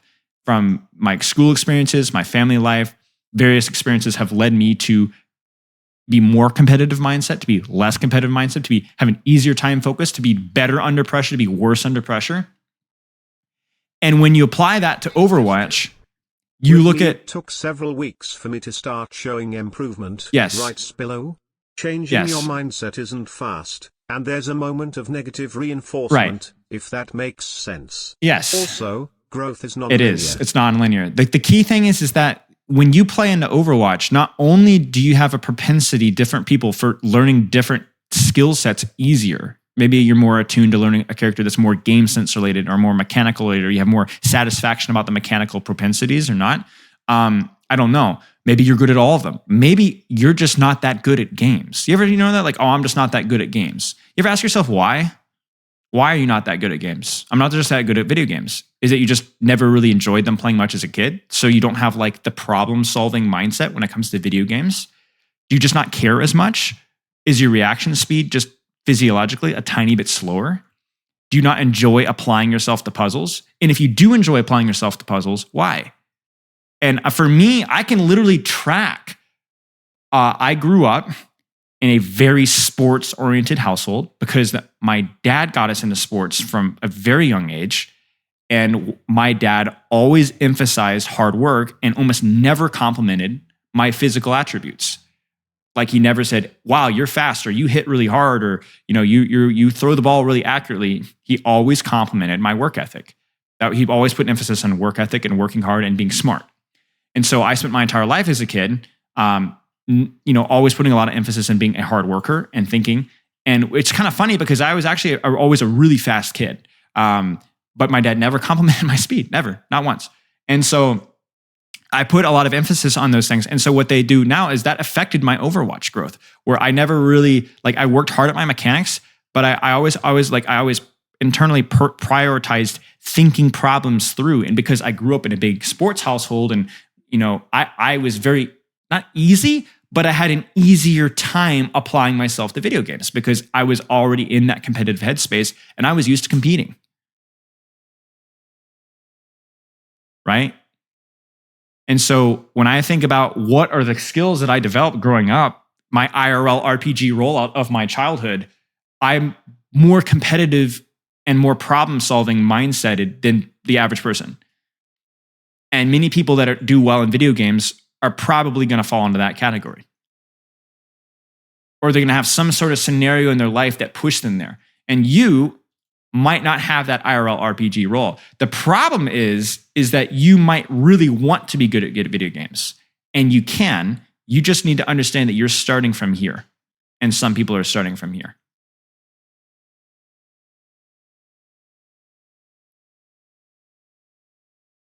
I don't believe in talent. I believe in soft skills that you may not know you even have. The only talent that I know that scientifically is proven is you wake up and you're a tall baby. Okay? Or you got slightly thicker bones. There's certain physiological things that we're just born with, and that's how it goes. Maybe talent is being fortunate and fortunate enough to be born into a family that cares for you. And so that in general will make your IRL RPG rollout a little bit better. Let's not pretend that some form of privilege pays a hand into that. But again, at the same time, just because your RPG rollout puts you at a disadvantage does not mean that you're incapable of closing that gap. In fact, I've known many people who have done that. I could argue that in many ways I was at a disadvantage because when I went into Overwatch, I had never played a first-person shooter before. In fact, I'd only played MMO, and that's it. And so I had no concept of map control, space control. I was not good with aiming. I was playing on a laptop. I was at a massive operational disadvantage beyond just the competitive side of things. And so I had to work extra hard at my mechanics because I didn't have any mechanics at all. The good news, guys, the bad news is this. The bad news is this, is that first off, I do think that living in a loving and caring household and with people that push you to learn and do things that you enjoy, that gives you an automatic buff to your IRL RPG rollout across the board. You might still be bad at video games, but you probably have longer arrows than the average person. People that waste a lot of time, this is going to hurt. The people that waste time consuming content, whether it's social media, people that don't spend time with friends and family, people that don't read books, people that don't get enough sleep, are shortening or stunting the growth of their arrows. Because the other thing is that there are objectively useless things to do, which hurts, but it's true. So what are you doing with your time? Now, I'm not saying that you have to be productive all the time. In fact, playtime, I just learned recently that one of the most important things for stress management, which improves the quality of work and focus, is play. Just chilling. But how much of that time is spent in an active negative thing like social media and so on? So I think here's the good news, is that even if you're not good at video games or you are rolling out in an IRL RPG rollout disadvantage, you can close that gap. People have. I know people that have. And not only that. Hi, Spilo. Hey, Hellcastle. Say thank you for bringing light to the issues the new of course, I appreciate the sub, mate. I think I missed this up a second ago as well. Thank you for that. Who's from the Middle East and is affected by the issues here. I appreciate the kind words, mate. I appreciate the kind words. I definitely got some ugly comments in that video. I knew I was going to get them. I don't think I communicated it perfectly. It's always hard because you're like, I know there's some level of nuance here. I think I made it implied that boycotting was inferior to donating, which I didn't mean to. It's just that boycotting was the thing that was being brought up more in front. And so it's just like, I just knew I wasn't going to be able to communicate it perfectly. And so that, and then there was a lot of other ugly comments. And I just, honestly, guys, like sometimes it is kind of hard. I'm not quite to the point where I can just completely shut my brain off. I had to stop reading the comments because at some point it just was making me kind of sad, honestly. I knew I did the right thing. I don't know if I communicated it perfectly, but it's hard sometimes. Like I'm not immune from that kind of stuff, so, so I try to do the right thing. I try to do what I can. And, I think there are mental aspects of talent too. It's not just physical height. I'm autistic, so I kind of know how different thought processes work, sort of. But it's not something we can't surpass in many cases. So I do think talent exists. It's just your base, so to speak. Yeah, it makes sense. Yeah, it is what it is. Anyway, my point being is that even if you operated as a disadvantage here, thank you for the kind words, by the way. I really appreciate it. Even if you do operate at a disadvantage, first off, there's nothing stopping you from closing that distance. There's lots of things that will slow you down and make it more difficult, but it is possible. And more importantly, a lot of people get really tunneled on one aspect of their play. I know people that are really, truly just awful at video games, and they're wonderful people. Not just because they're sweet and kind, they're legitimately very talented people. I mean, how many of you guys know that people that are legitimately really bad at fill in the blank, but really good at fill in the blank? So maybe you suck at video games, Albatross, but there's probably other things that you're really good at that I'm not even close to being as talented as you are. Notice I use the word talented? That's a joke, right? So where were your hours spent as a child or in the last 10, 15, 20, 25 years that mine weren't, that gave you an advantage in some other way, shape, and form? And that's just something you have to consider. The hard part is when you find something that you enjoy and you're like, man, I wish I'd spent more time as a kid developing this. And I think that definitely gives you that's something that you might have to overcome, but it also gives you a unique perspective. I think that's something that people don't really realize because I think about it this way, because so many of these Overwatch coaches that jumped into the scene had so much experience with first-person shooters and so many connections and had been playing the game way longer than I had. I mean, I literally started 2 years too late, really. But because I had experience with mixed martial arts and coaching and athletics and things like that, what happened is they started here and went like this, right? Whereas my coaching career started somewhere down here and went like this.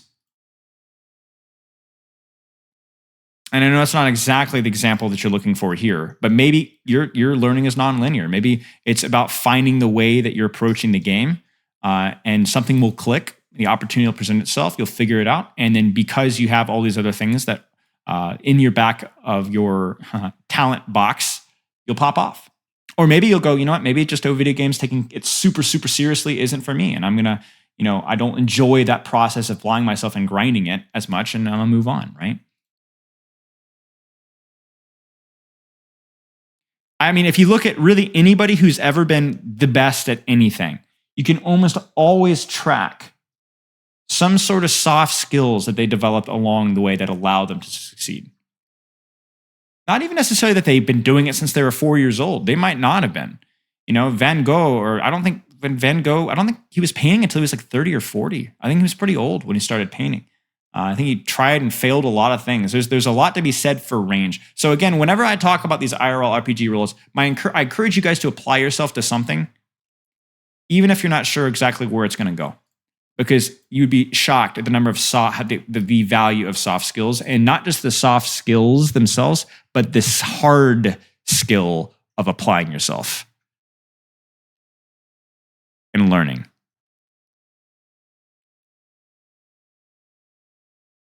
Exactly, Orb. Exactly, Orb. You enjoy it, you get good at it. If you don't enjoy it, you might not apply yourself to it. Right, so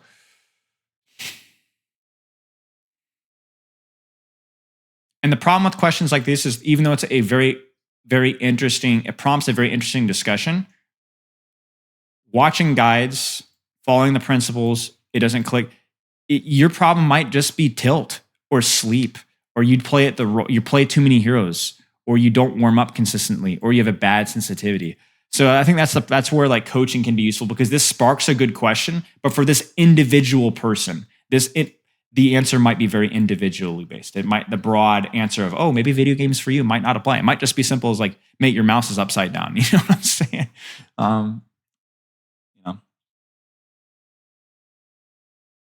Right. Cheers, Orb. Yeah, true story. This is not cope. You guys have seen me play on stream. I am easily a rank higher when I play off of stream.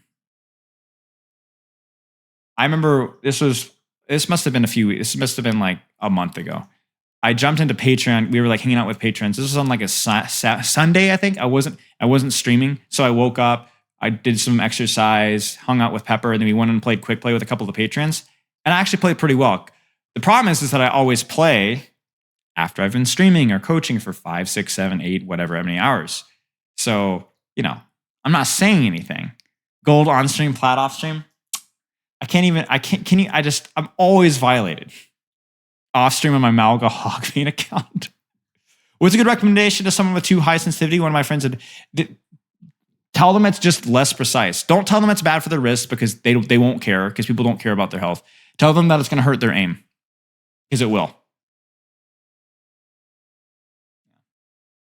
Okay. For a team that scrims 4.4 but has mixed elo players, is it worth forcing the better DPS players to off-roll certain comps to let the earliest and they're able to learn them faster? Ooh, that's a good question. It depends on the players. If the higher elo players don't mind going lower, then it's fine. I think this is such a tricky question that I think the answer is more dependent on the personalities and the preferences of the people that you're working with. Let's put it that way. So it's not so much of like an objectively good or bad decision. I think it's more to do with the people that you're working with. Spilo's 3 best Genji maps. We did this the other day, right? Ilios was one of them. I think Rialto is pretty good. Actually, I think King's Row has its moments as well, but yeah.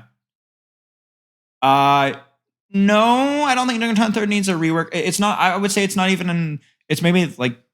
It's okay. It's okay. Third point's okay. It's not a priority. I could definitely find stuff to complain, but it's not like the biggest world. When should I not be standing main on point as Ryan? Off course, sometimes after fighters one's good to push up and hold deep close, but are there here matches? I think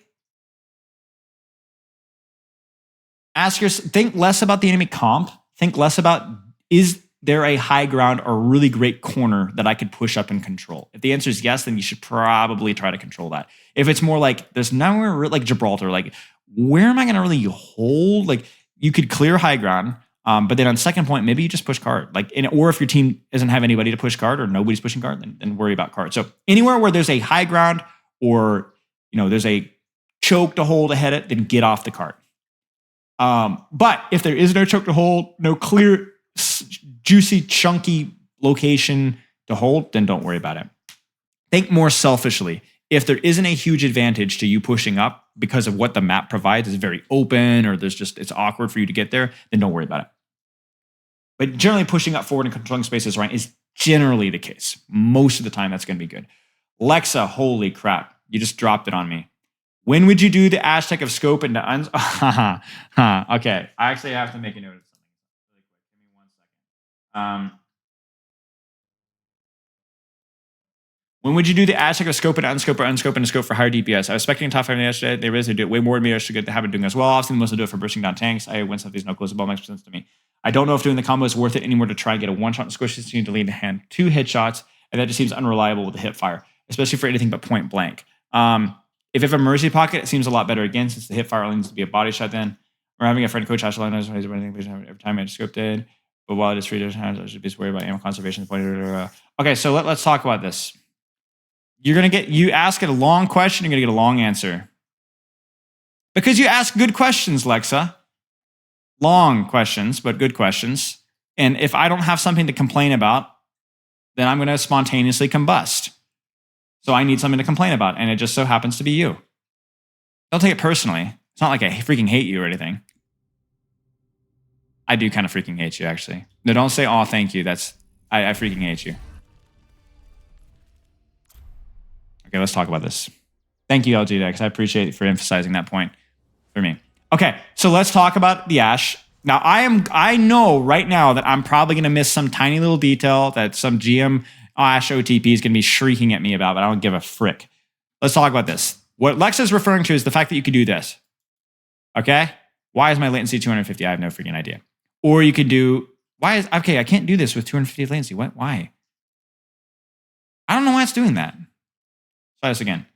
So it either does that, the unscoped or the scope that you can do bam, bam, or you can do bam, bam. Now you might be asking, well, then why wouldn't you do that all the time? Well, the problem is that if you miss the combo, you've wasted a time where you actually have to re-scope again. And the problem is that your unscope, it's a little bit harder to place your crosshair perfectly because the visual movement of unscoping and scoping can be very disorienting, especially if you have to move your crosshair. Because if I move my crosshair from here to here, it's a little bit drags just a tiny bit. So you're asking, when do I need to use it? Here's when you need to use it, Alexa. Two situations you need to consider. Is the time to kill crucial? In other words, is this Ana that I'm trying to kill really close to a corner? And I need to finish her off. I don't have time to go wham, wham, right? I need to be bam, bam. If so, use the combo. If not, don't use the combo because you might as well be ammo efficient and just maximize your DPS. Or your total damage and your accuracy and so on. Not even your DPS really, but just to utilize the fact that you don't have to reload as much, right? Does that make sense? So anytime where the time to kill is very important, utilize the combo. Usually in situations where we need to quickly kill somebody before something bad happens. All right? Then there's the other situation, and this one is probably even more important. Okay? This is what is the disadvantage of this, guys? What's the disadvantage of this, of being scoped in? What are the disadvantages of being scoped in?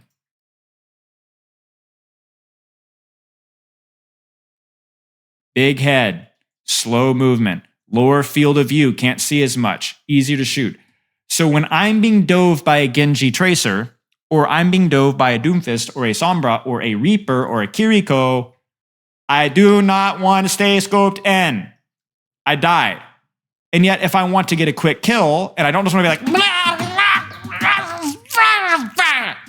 this is where you need to use a combo. You minimize the situation, the time that you're spent scoped in. So you go, I'm being dove by a Genji, bam, bam. Or I go, bam, bam, bam, bam, bam. You got me? That's when you use the combo. Another time when you use the combo, this is more of a niche situation, but kind of directs your question, is like if you're trying to burst down a tank and you're like, I don't need to scope in to hit a tank. It's just a tank. So the thing that matters the most is just doing the absolute most amount of damage onto a Winston as possible. So the Winston jumps, bang, bang, bang, bang, bang, bang, bang, bang, bang, bang, bang, poor Winston. You don't need the extra scope damage, and you're just going to undump your clip into him anyway, so you might as well. You guys see what I'm saying? So it's 2.5 reasons why. A situation when you just need to dump as much damage as possible as quickly as possible. When you're shooting or dueling somebody that you don't want to stay scoped in. And that isn't just dive targets, to be honest with you. Even a Cassidy is going to benefit from you being scoped in. Or, number one, the first one is when the time to kill matters the most. Will I talk about the league? So I already have. I don't know. I heard, basically, I'll tell you what I know. A friend of mine has a friend that works for Blizzard and said that there were Overwatch 2 layoffs. But I don't have anything else beyond that. He said there was a huge chunk of layoffs for Overwatch 2. But I don't have any more details beyond that.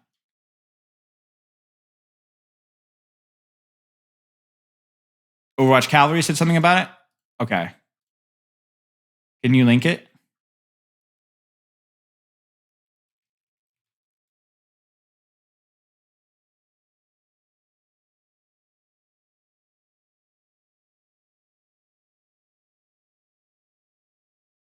The Overwatch team has been impacted by today's layoffs. As changes within the game and manifest in support organizations and some developers layers, key team members are now without a job.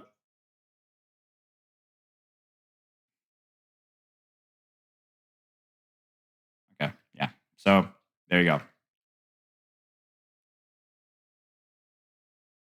Does Mercy Pocket change this since you can get a kill with an unscoped body shot after a headshot? I mean, certainly yes.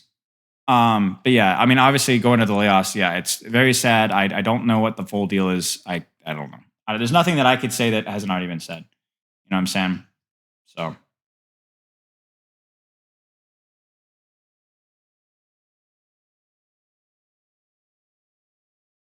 Yeah, so we'll see. I don't know enough about the business, the structure, the reasoning for the layoffs to really comment. So,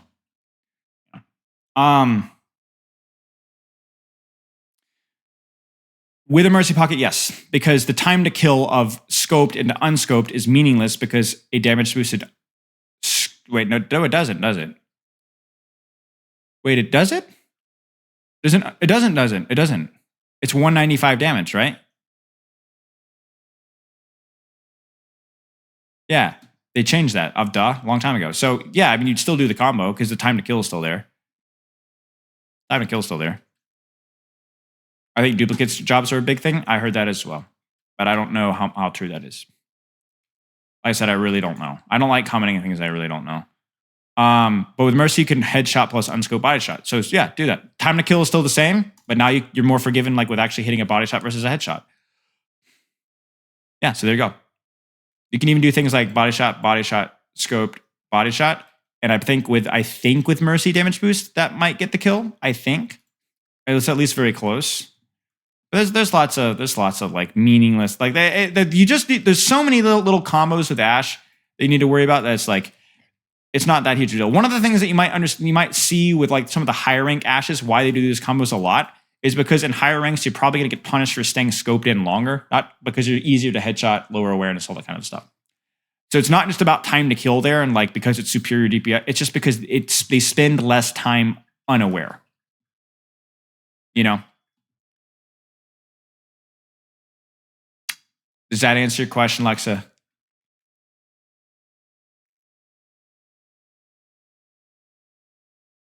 Yeah, okay. Like I said, a complicated answer to a good question. Did you know if May ice blocks, you can place Sonic Air point downward vertical on top of the ice branch, she comes out. I didn't know that was exactly... Okay, I was aware that was a thing, but I didn't know exactly how to do it. Interesting. Because I've seen those clips, but I didn't know that you had to be like directly over it. That's good. That's interesting. Yeah, okay. You're welcome, Lexa. Which DPS support lineup would you recommend if you wanted to play full dive but without a ball, but with a ball? It depends on the DPS. I would say you would want a tracer for follow-up, the min-max, and then from there, it depends on your comp and enemy comp. Let me tell you what I mean. I would say my first response is you don't want Ana because you don't need Ana. But if you were to run Ball, Tracer, Genji, Ana might be good. Sombra, because the hack health packs, 100% becomes more attractive for sure. Another dive character, but more importantly, a dive character that can actually do something with the hack health packs.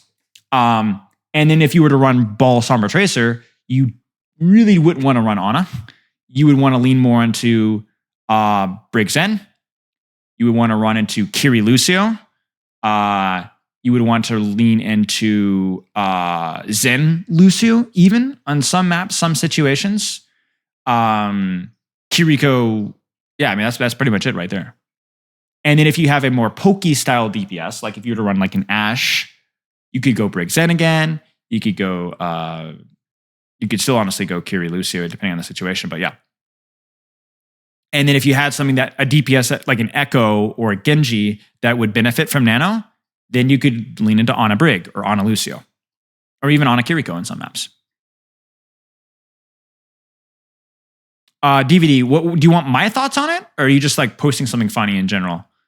Could you still run the Ana if they also have dive? Yeah, you could. You could, yeah. Brax, finding ways to fit in the Brig. Yeah, I mean, yeah.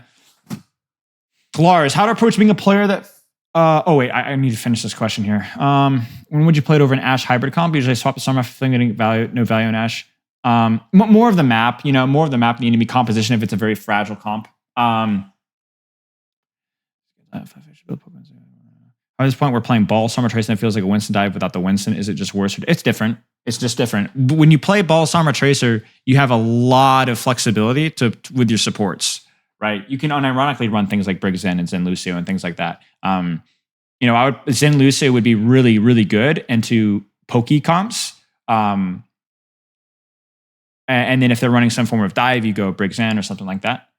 It's definitely, maybe those characters aren't, this is not like Overwatch League level stuff, but it would be fun. It would be fun. It's a bit of a broken mechanic, so thought about it. I don't know, you could drop it in Hammertime if you want under Spilo stuff. The category right here. Cager's dive guy today? Not today, no. Probably not. Although I imagine it's quite good. Cager does a really good job with his stuff, and he's really leveled up his coaching. So I imagine it would be very good. How to approach being a player that feels like they have to coach their collegiate scrim team up to par? Oh gosh. Set good examples. Choose your battles, right? Because you're not going to be able to micromanage everybody. So choose your battles and really try to emphasize things that you think are most important. And like I said, set a good example. You're not going to be able to fully change everything the way that you'd like to. Not even a coach would be able to do that. But that could be the best. It'd be a starting point. How important is it to keeping name people in your R's, Lucio? This tells you all you need to know about people's advice. I've had some people tell me it's very important. Other people tell me it's mostly irrelevant. What's the answer, guys? How important is it to keep people in your aura as Lucio? Is it very important or mostly irrelevant? Which one? It depends. Yes, it's somewhere in between, right? It's not mostly irrelevant, and it's not very important. It depends. If you have a situation where you're getting high value, pocketing a DP, I think the big thing is to think about aggression. You either want to enable your team's aggression, either a tank that's pushing in aggressively or DPS taking an aggressive off angle, or you guys have heard me use this term a million times, disable enemy aggression. I think aura is definitely something that you want to consider. It's free value. It's free ult charge. It also can mean that but I would think more about who needs to be in my aura before I'd ask how many people need to be in my aura. I would say in Overwatch 2 especially, it's less about how many people you have in your aura and more about who's the person in my aura, right?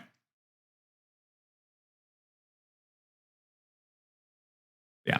How do I prevent frustration when studying or learning in general? Sleep, taking breaks, simple application, not trying to do too many things at once. One of the worst mistakes of the school system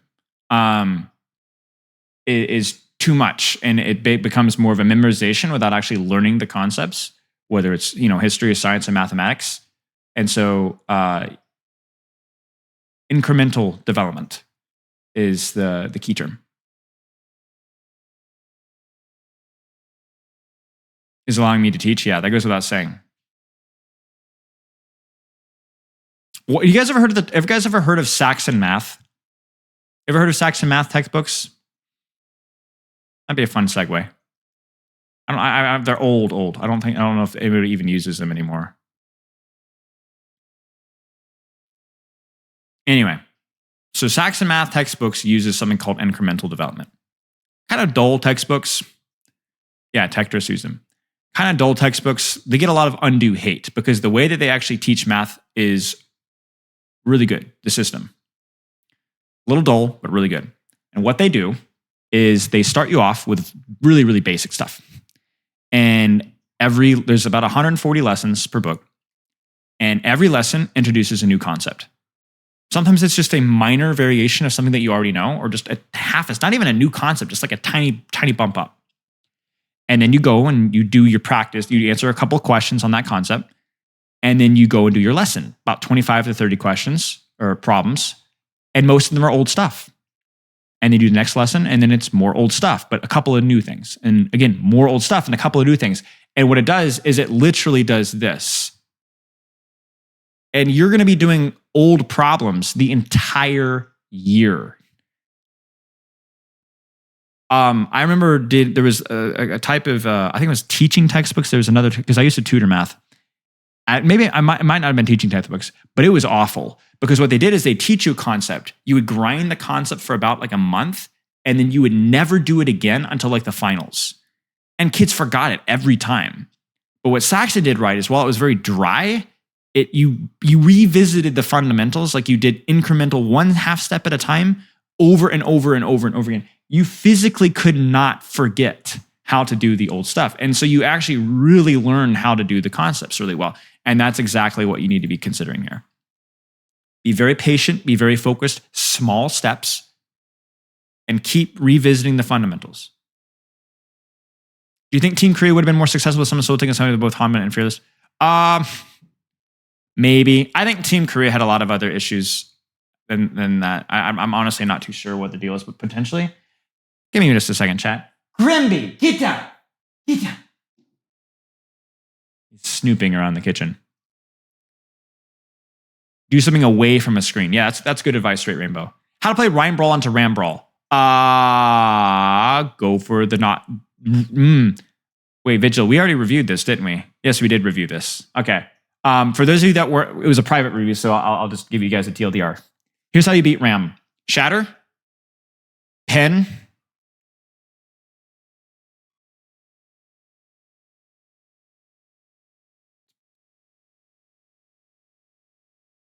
Shatter, pen, avoid taking poke.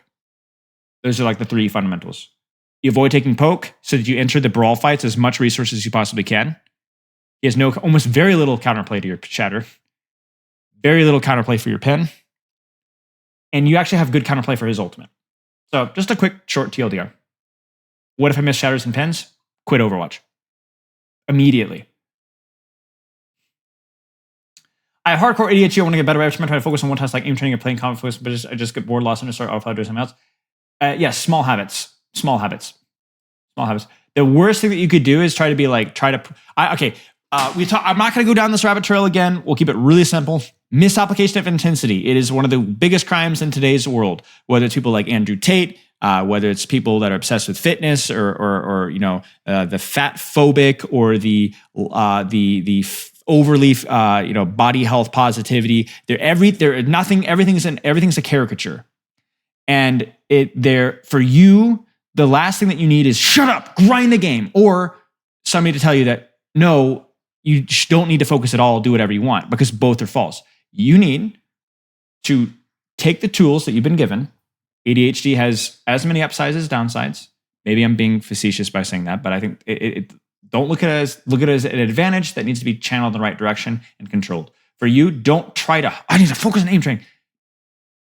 Set aim train for 5 minutes, 10 minutes with music, whatever helps you to enjoy it, and roll with that. Play comp, focus on your positioning, do it for one game, and then just play. Just one game.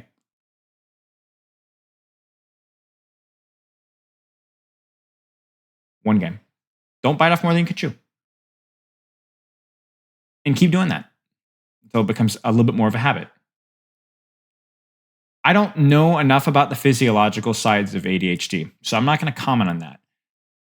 But I'm going to assume that through neuroplasticity or whatever else, that if you apply yourself to a small thing consistently enough, you will be able to develop the capability to do that small thing easier.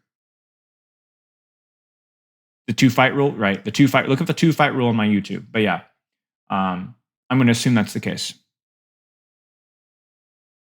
Don't bite off more than you can chew.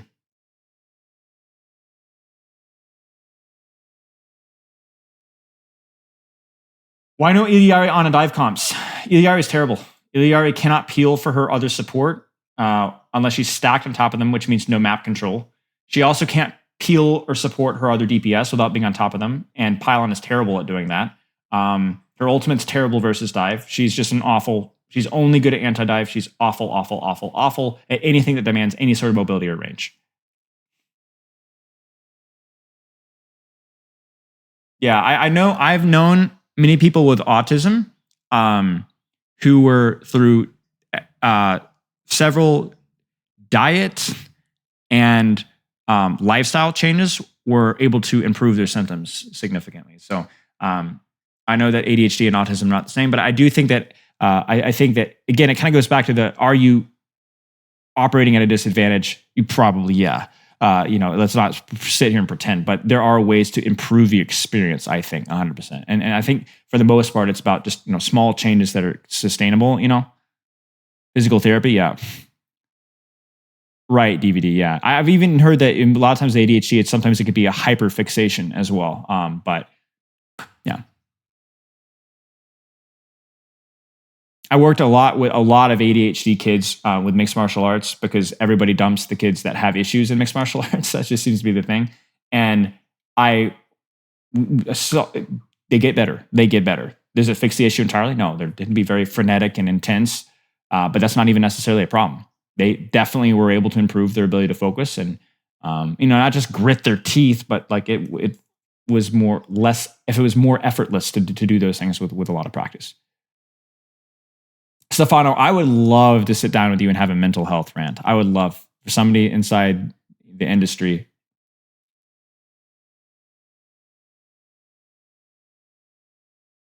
I love it.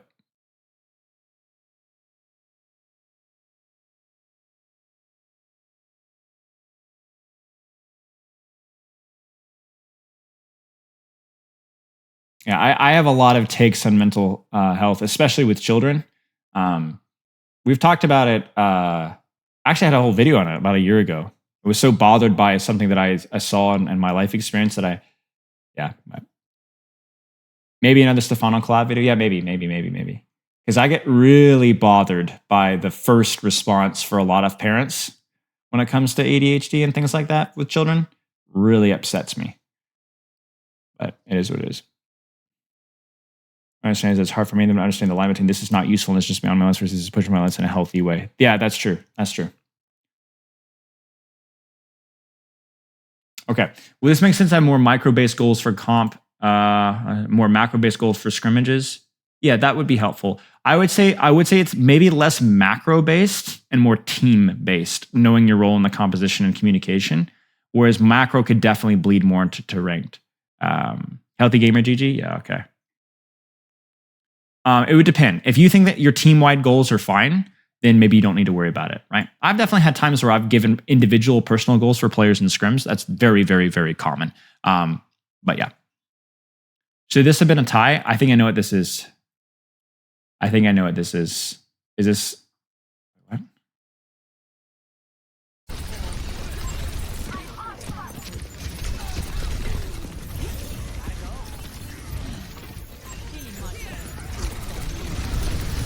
Alright. I got pinned out. I'm in this spot.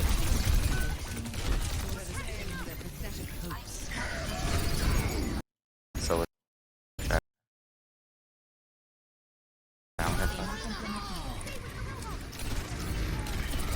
oh shit, we're tied.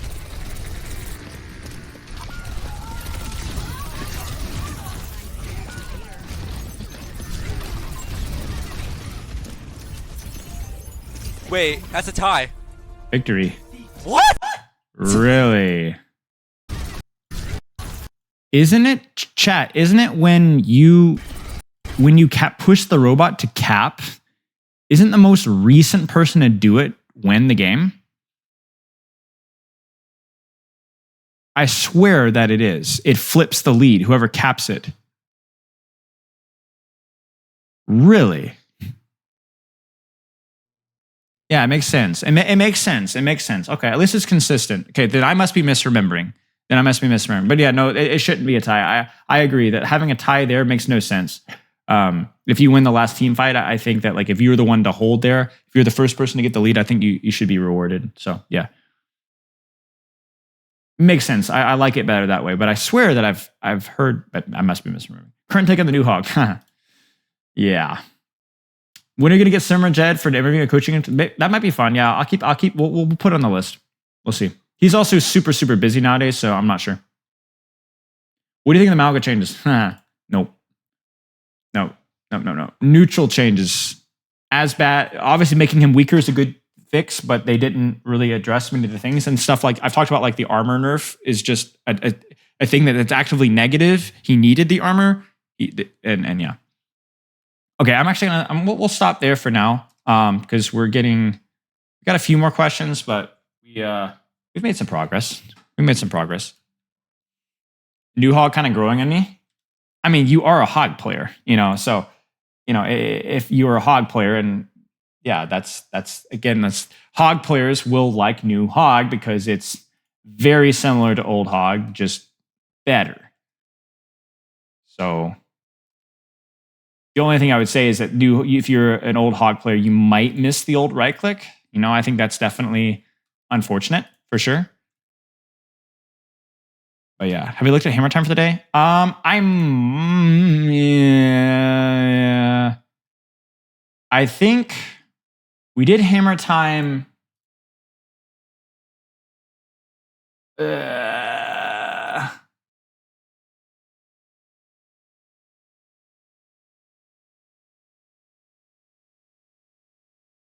Let's look at Awkward's video. We'll look at Awkward's video really fast here, and then we'll call it. We'll call it. Yeah, we did. So let's listen to how to fix Overwatch from Awkward. We'll take a quick look, maybe offer some thoughts here. But yeah. Hey guys, I'm Awkward. To those of you who don't know me, I'm usually the guy who holds the rank 1 according to leaderboards. I'm a former professional player in Contenders, and what I do now is full-time streaming and one-on-one coaching. So you could say that I've seen what the Overwatch scene is like from multiple. Yeah, I'll check a DVD. It's not a secret that Overwatch is bombarded with negative comments coming from the. This is Overwatch 1. Keep this in mind. This was released 2 years ago. Whether it's professional players, casual players, high rank, low rank. So this may not be up to date for Overwatch 2, of course. I'm positive that it's not just me, but I personally feel like Overwatch has been really frustrating for me for a very long time now. And it's funny because every time someone describes his feeling towards the game to me, it's always the same thing. I love Overwatch, but I just get tilted, depressed, or frustrated playing it. I am a streamer and I'm a top 1 player, and I swear that I can't find myself playing Overwatch for more than 2 to 3 hours at a time without legitimately having negative emotions. And this is something that I have not experienced in any other game in over 15 years of gaming and competitive games. That's actually not a bad point. And I think that's actually it is. It's not the only game where that's been an experience, I think, for people, but it is unusual. So I sat down thinking what really. This is ancient, yes. And more importantly, what I think needs to be done. Actually, not what needs to be done, but has to be done in order to make Overwatch fun and successful that will benefit all the parties involved. So for starters, I will divide my ideas into 3 different categories. 1 is gameplay improvements, 2 competitive improvements, and 3 is user experience improvements. All 3 are equally important and go hand in hand to improve the overall experience and will benefit players, competitive or not, viewers, and Blizzard as a company. I will address the topics by order. The first big topic that I want to talk about is that Overwatch needs to be changed into a 5 versus 5 instead of 6 versus 6. It's way too team-oriented to the point where it's really hard to feel individually important. That's why a lot of players get frustrated and put their team as a reason their losses. Is it true that you lose because of your team? Not for the majority of your games, but for around a third of your games, which is an absurd number, and also considering that it does not matter how good you play in these games, you will just lose. Just look at the best players on What did he know? Control. They will have maximum of 67% win rate, and it's impossible to have higher win rate percentage. Obviously, if you're not smurfing on the low rank. Besides the fact that it feels frustrating to not feel like you individually lead your team to victory, the game just gets too hectic with 12 characters with unique designs and abilities. You either get bursted with damage too fast, die to random things, which is very likely to happen when 6 enemies shoot towards your general direction, the map would just become a visual cluster, even from viewers' perspective. I do agree with this point, though. I am a 5v5 enjoyer, at least from a fundamental standpoint. What makes you excited to play a game or watch it is the ability to outplay your opponent. Very rarely there have been times where I looked at a play from a streamer or a pro where I just grabbed my head and said, wow, that was a sick play. Simply because in Overwatch, it's almost impossible to outplay someone because there are so many easy and get out of jail free card abilities like Moira's Fate, for example. So being able to mechanically outplay your enemy just becomes nearly impossible, which leads to frustration and not having fun to play or watch Overwatch. We talked about that already. The majority of the players play DPS, and there are very little players who play tank, for example. Because even though there is a very big difference between a good tank and a bad tank, you just don't feel individually accomplished when you play a character like Reinhardt, where you just rely on your team to back you up, or when you play Orisa, that all you do is deploy a shield and hold your mouse with zero option to actually outplay the enemy and feel good about your use of mechanics. The only way to feel somewhat individually rewarded in the game is to put out damage, and that is why most players lean towards the DPS role, and even if they decide to play tank, they will pick characters like Zarya that have a lot of damage output. Overwatch has to become a game that no matter what role or hero you decide to play, it will feel like you have an individual impact and the ability to outplay your enemy, and for the viewer to be able to see it and have a wow factor. Therefore, it needs to be mechanically challenging. Another topic that is related to the previous one is that Overwatch must have more mechanically demanding heroes. Characters like Brigitte and Moira, for example, are a complete disaster when it comes down to game balance and overall design. Why? Because you can get an equal amount or more value than any other character in the category, where it's much easier to play the character. When you make a mistake, you should be able to get punished for it. In Overwatch, you have heroes that when you make a mistake, you can easily avoid getting punished because of easy to use abilities. Let's compare Ana and Moira, for example. With Moira, you heal 70 HP per second in the general direction that you are aiming at, and you can heal multiple people. With Ana, you heal 70 HP per second on one target, and you have to precisely aim at them. Moira has a fade ability that makes her invulnerable and move to safety, while with Ana, you have to really watch your positioning because you have no ability that makes her invulnerable or move. Moira also can self-heal with her healing orb and secondary fire. See, the reason why this comparison is not fundamentally flawed, but comes with baggage, is because Moira doesn't have any sort of poker range. So that's her big disadvantage. The problem is it's not like, oh, if I'm smart as a Moira, I can overcome that shortcoming. No, you really can't. So you leverage the worst parts, the least... So even going back to Overwatch 1, the lack of dynamics presents itself here, where Moira can't do what Ana does, which is skillful, challenging, requires decision-making. And so she does the same one thing over and over again. And she has no way... Like, how does a Moira outplay the fact that she doesn't have any range? She doesn't. So it's an unfair comparison, but again, it's one of those things where, like, when Moira can't do multiple things, she has to do the one thing really good. Otherwise, she no do good. You know, and that's the problem. So we've talked about this already before. I released a video, Is Overwatch 2 Fixable? We extensively talk about this. Well, Ana can only self-heal with her nade, which is a very essential cooldown to win a team fight.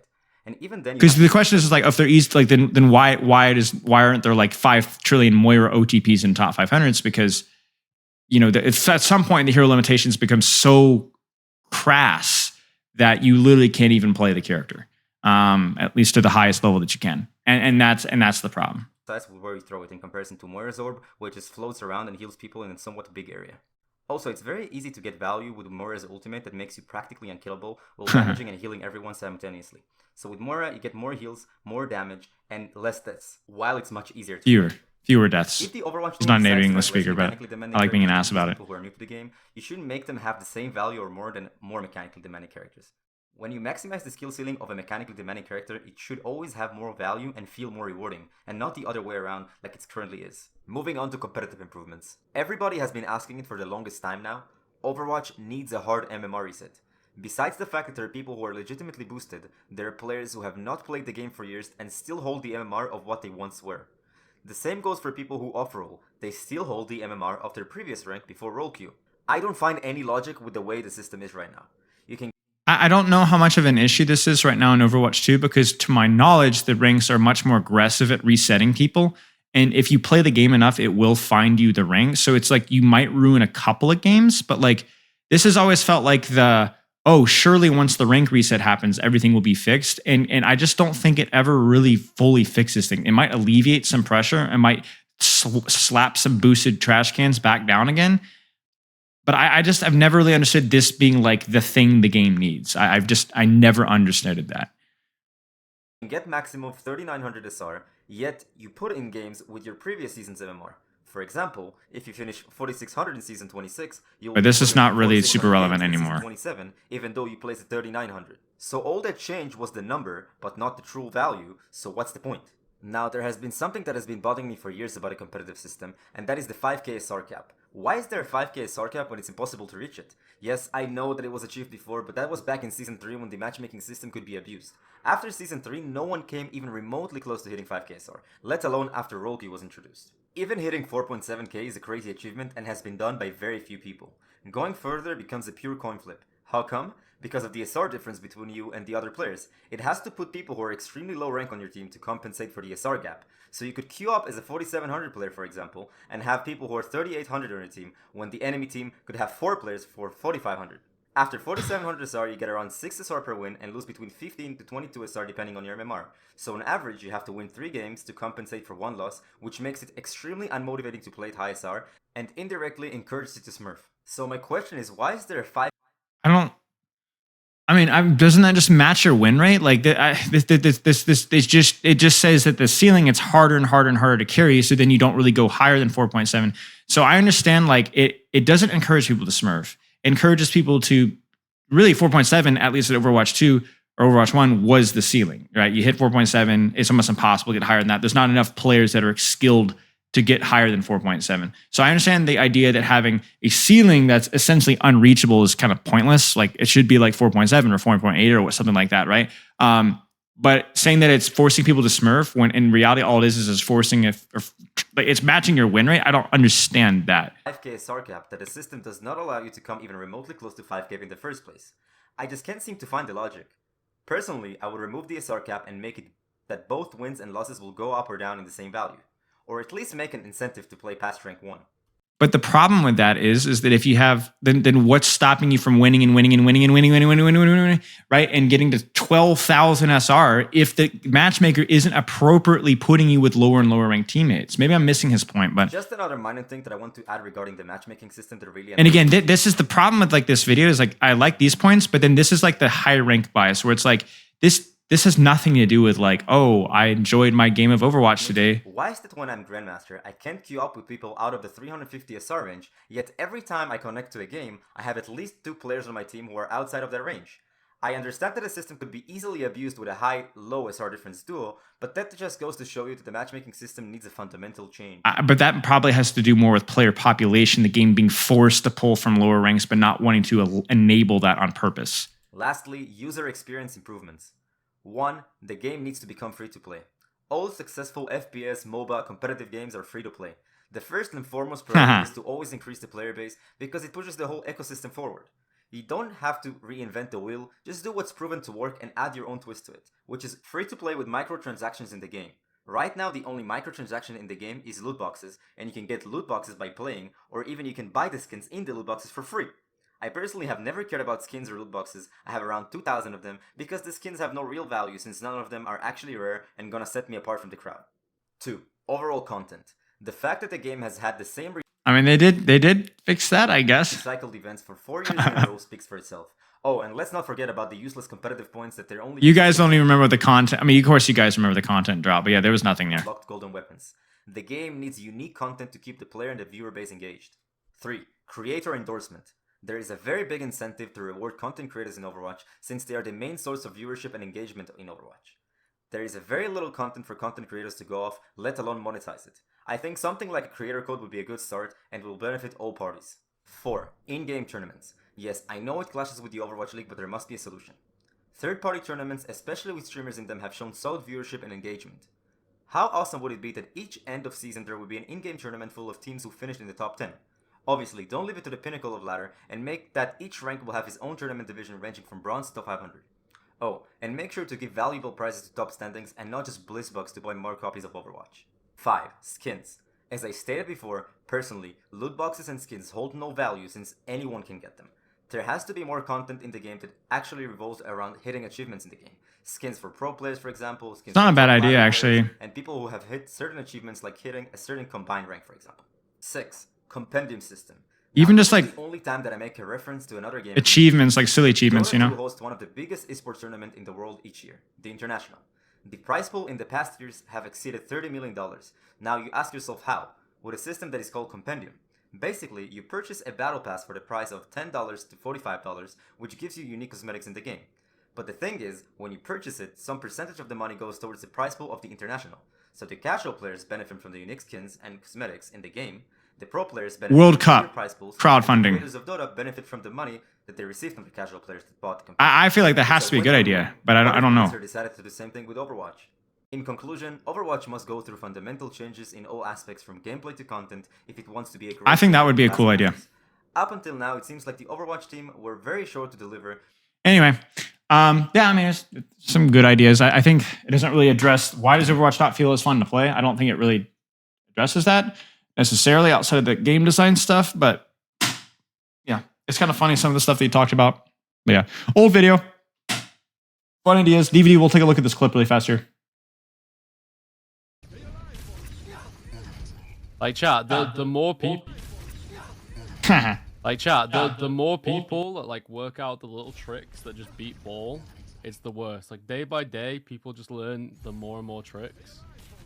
You can just punch and the slam will just like not hit the fucking thing. Yeah, I mean, it's dumb. People don't know this shit though. There's a lot of shit that people don't know about ball.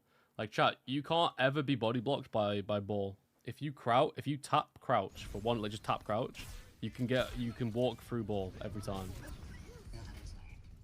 Like you can body block ball, but ball can't body block you ever. As long as you just tap the crouch key, you can push him. For some reason, he's the only hero in the game where the enemy gets prio over you, essentially. Like, watch. Take a ball. Crouch. That's crazy. Wait. He like gets pushed up in the air. That's crazy.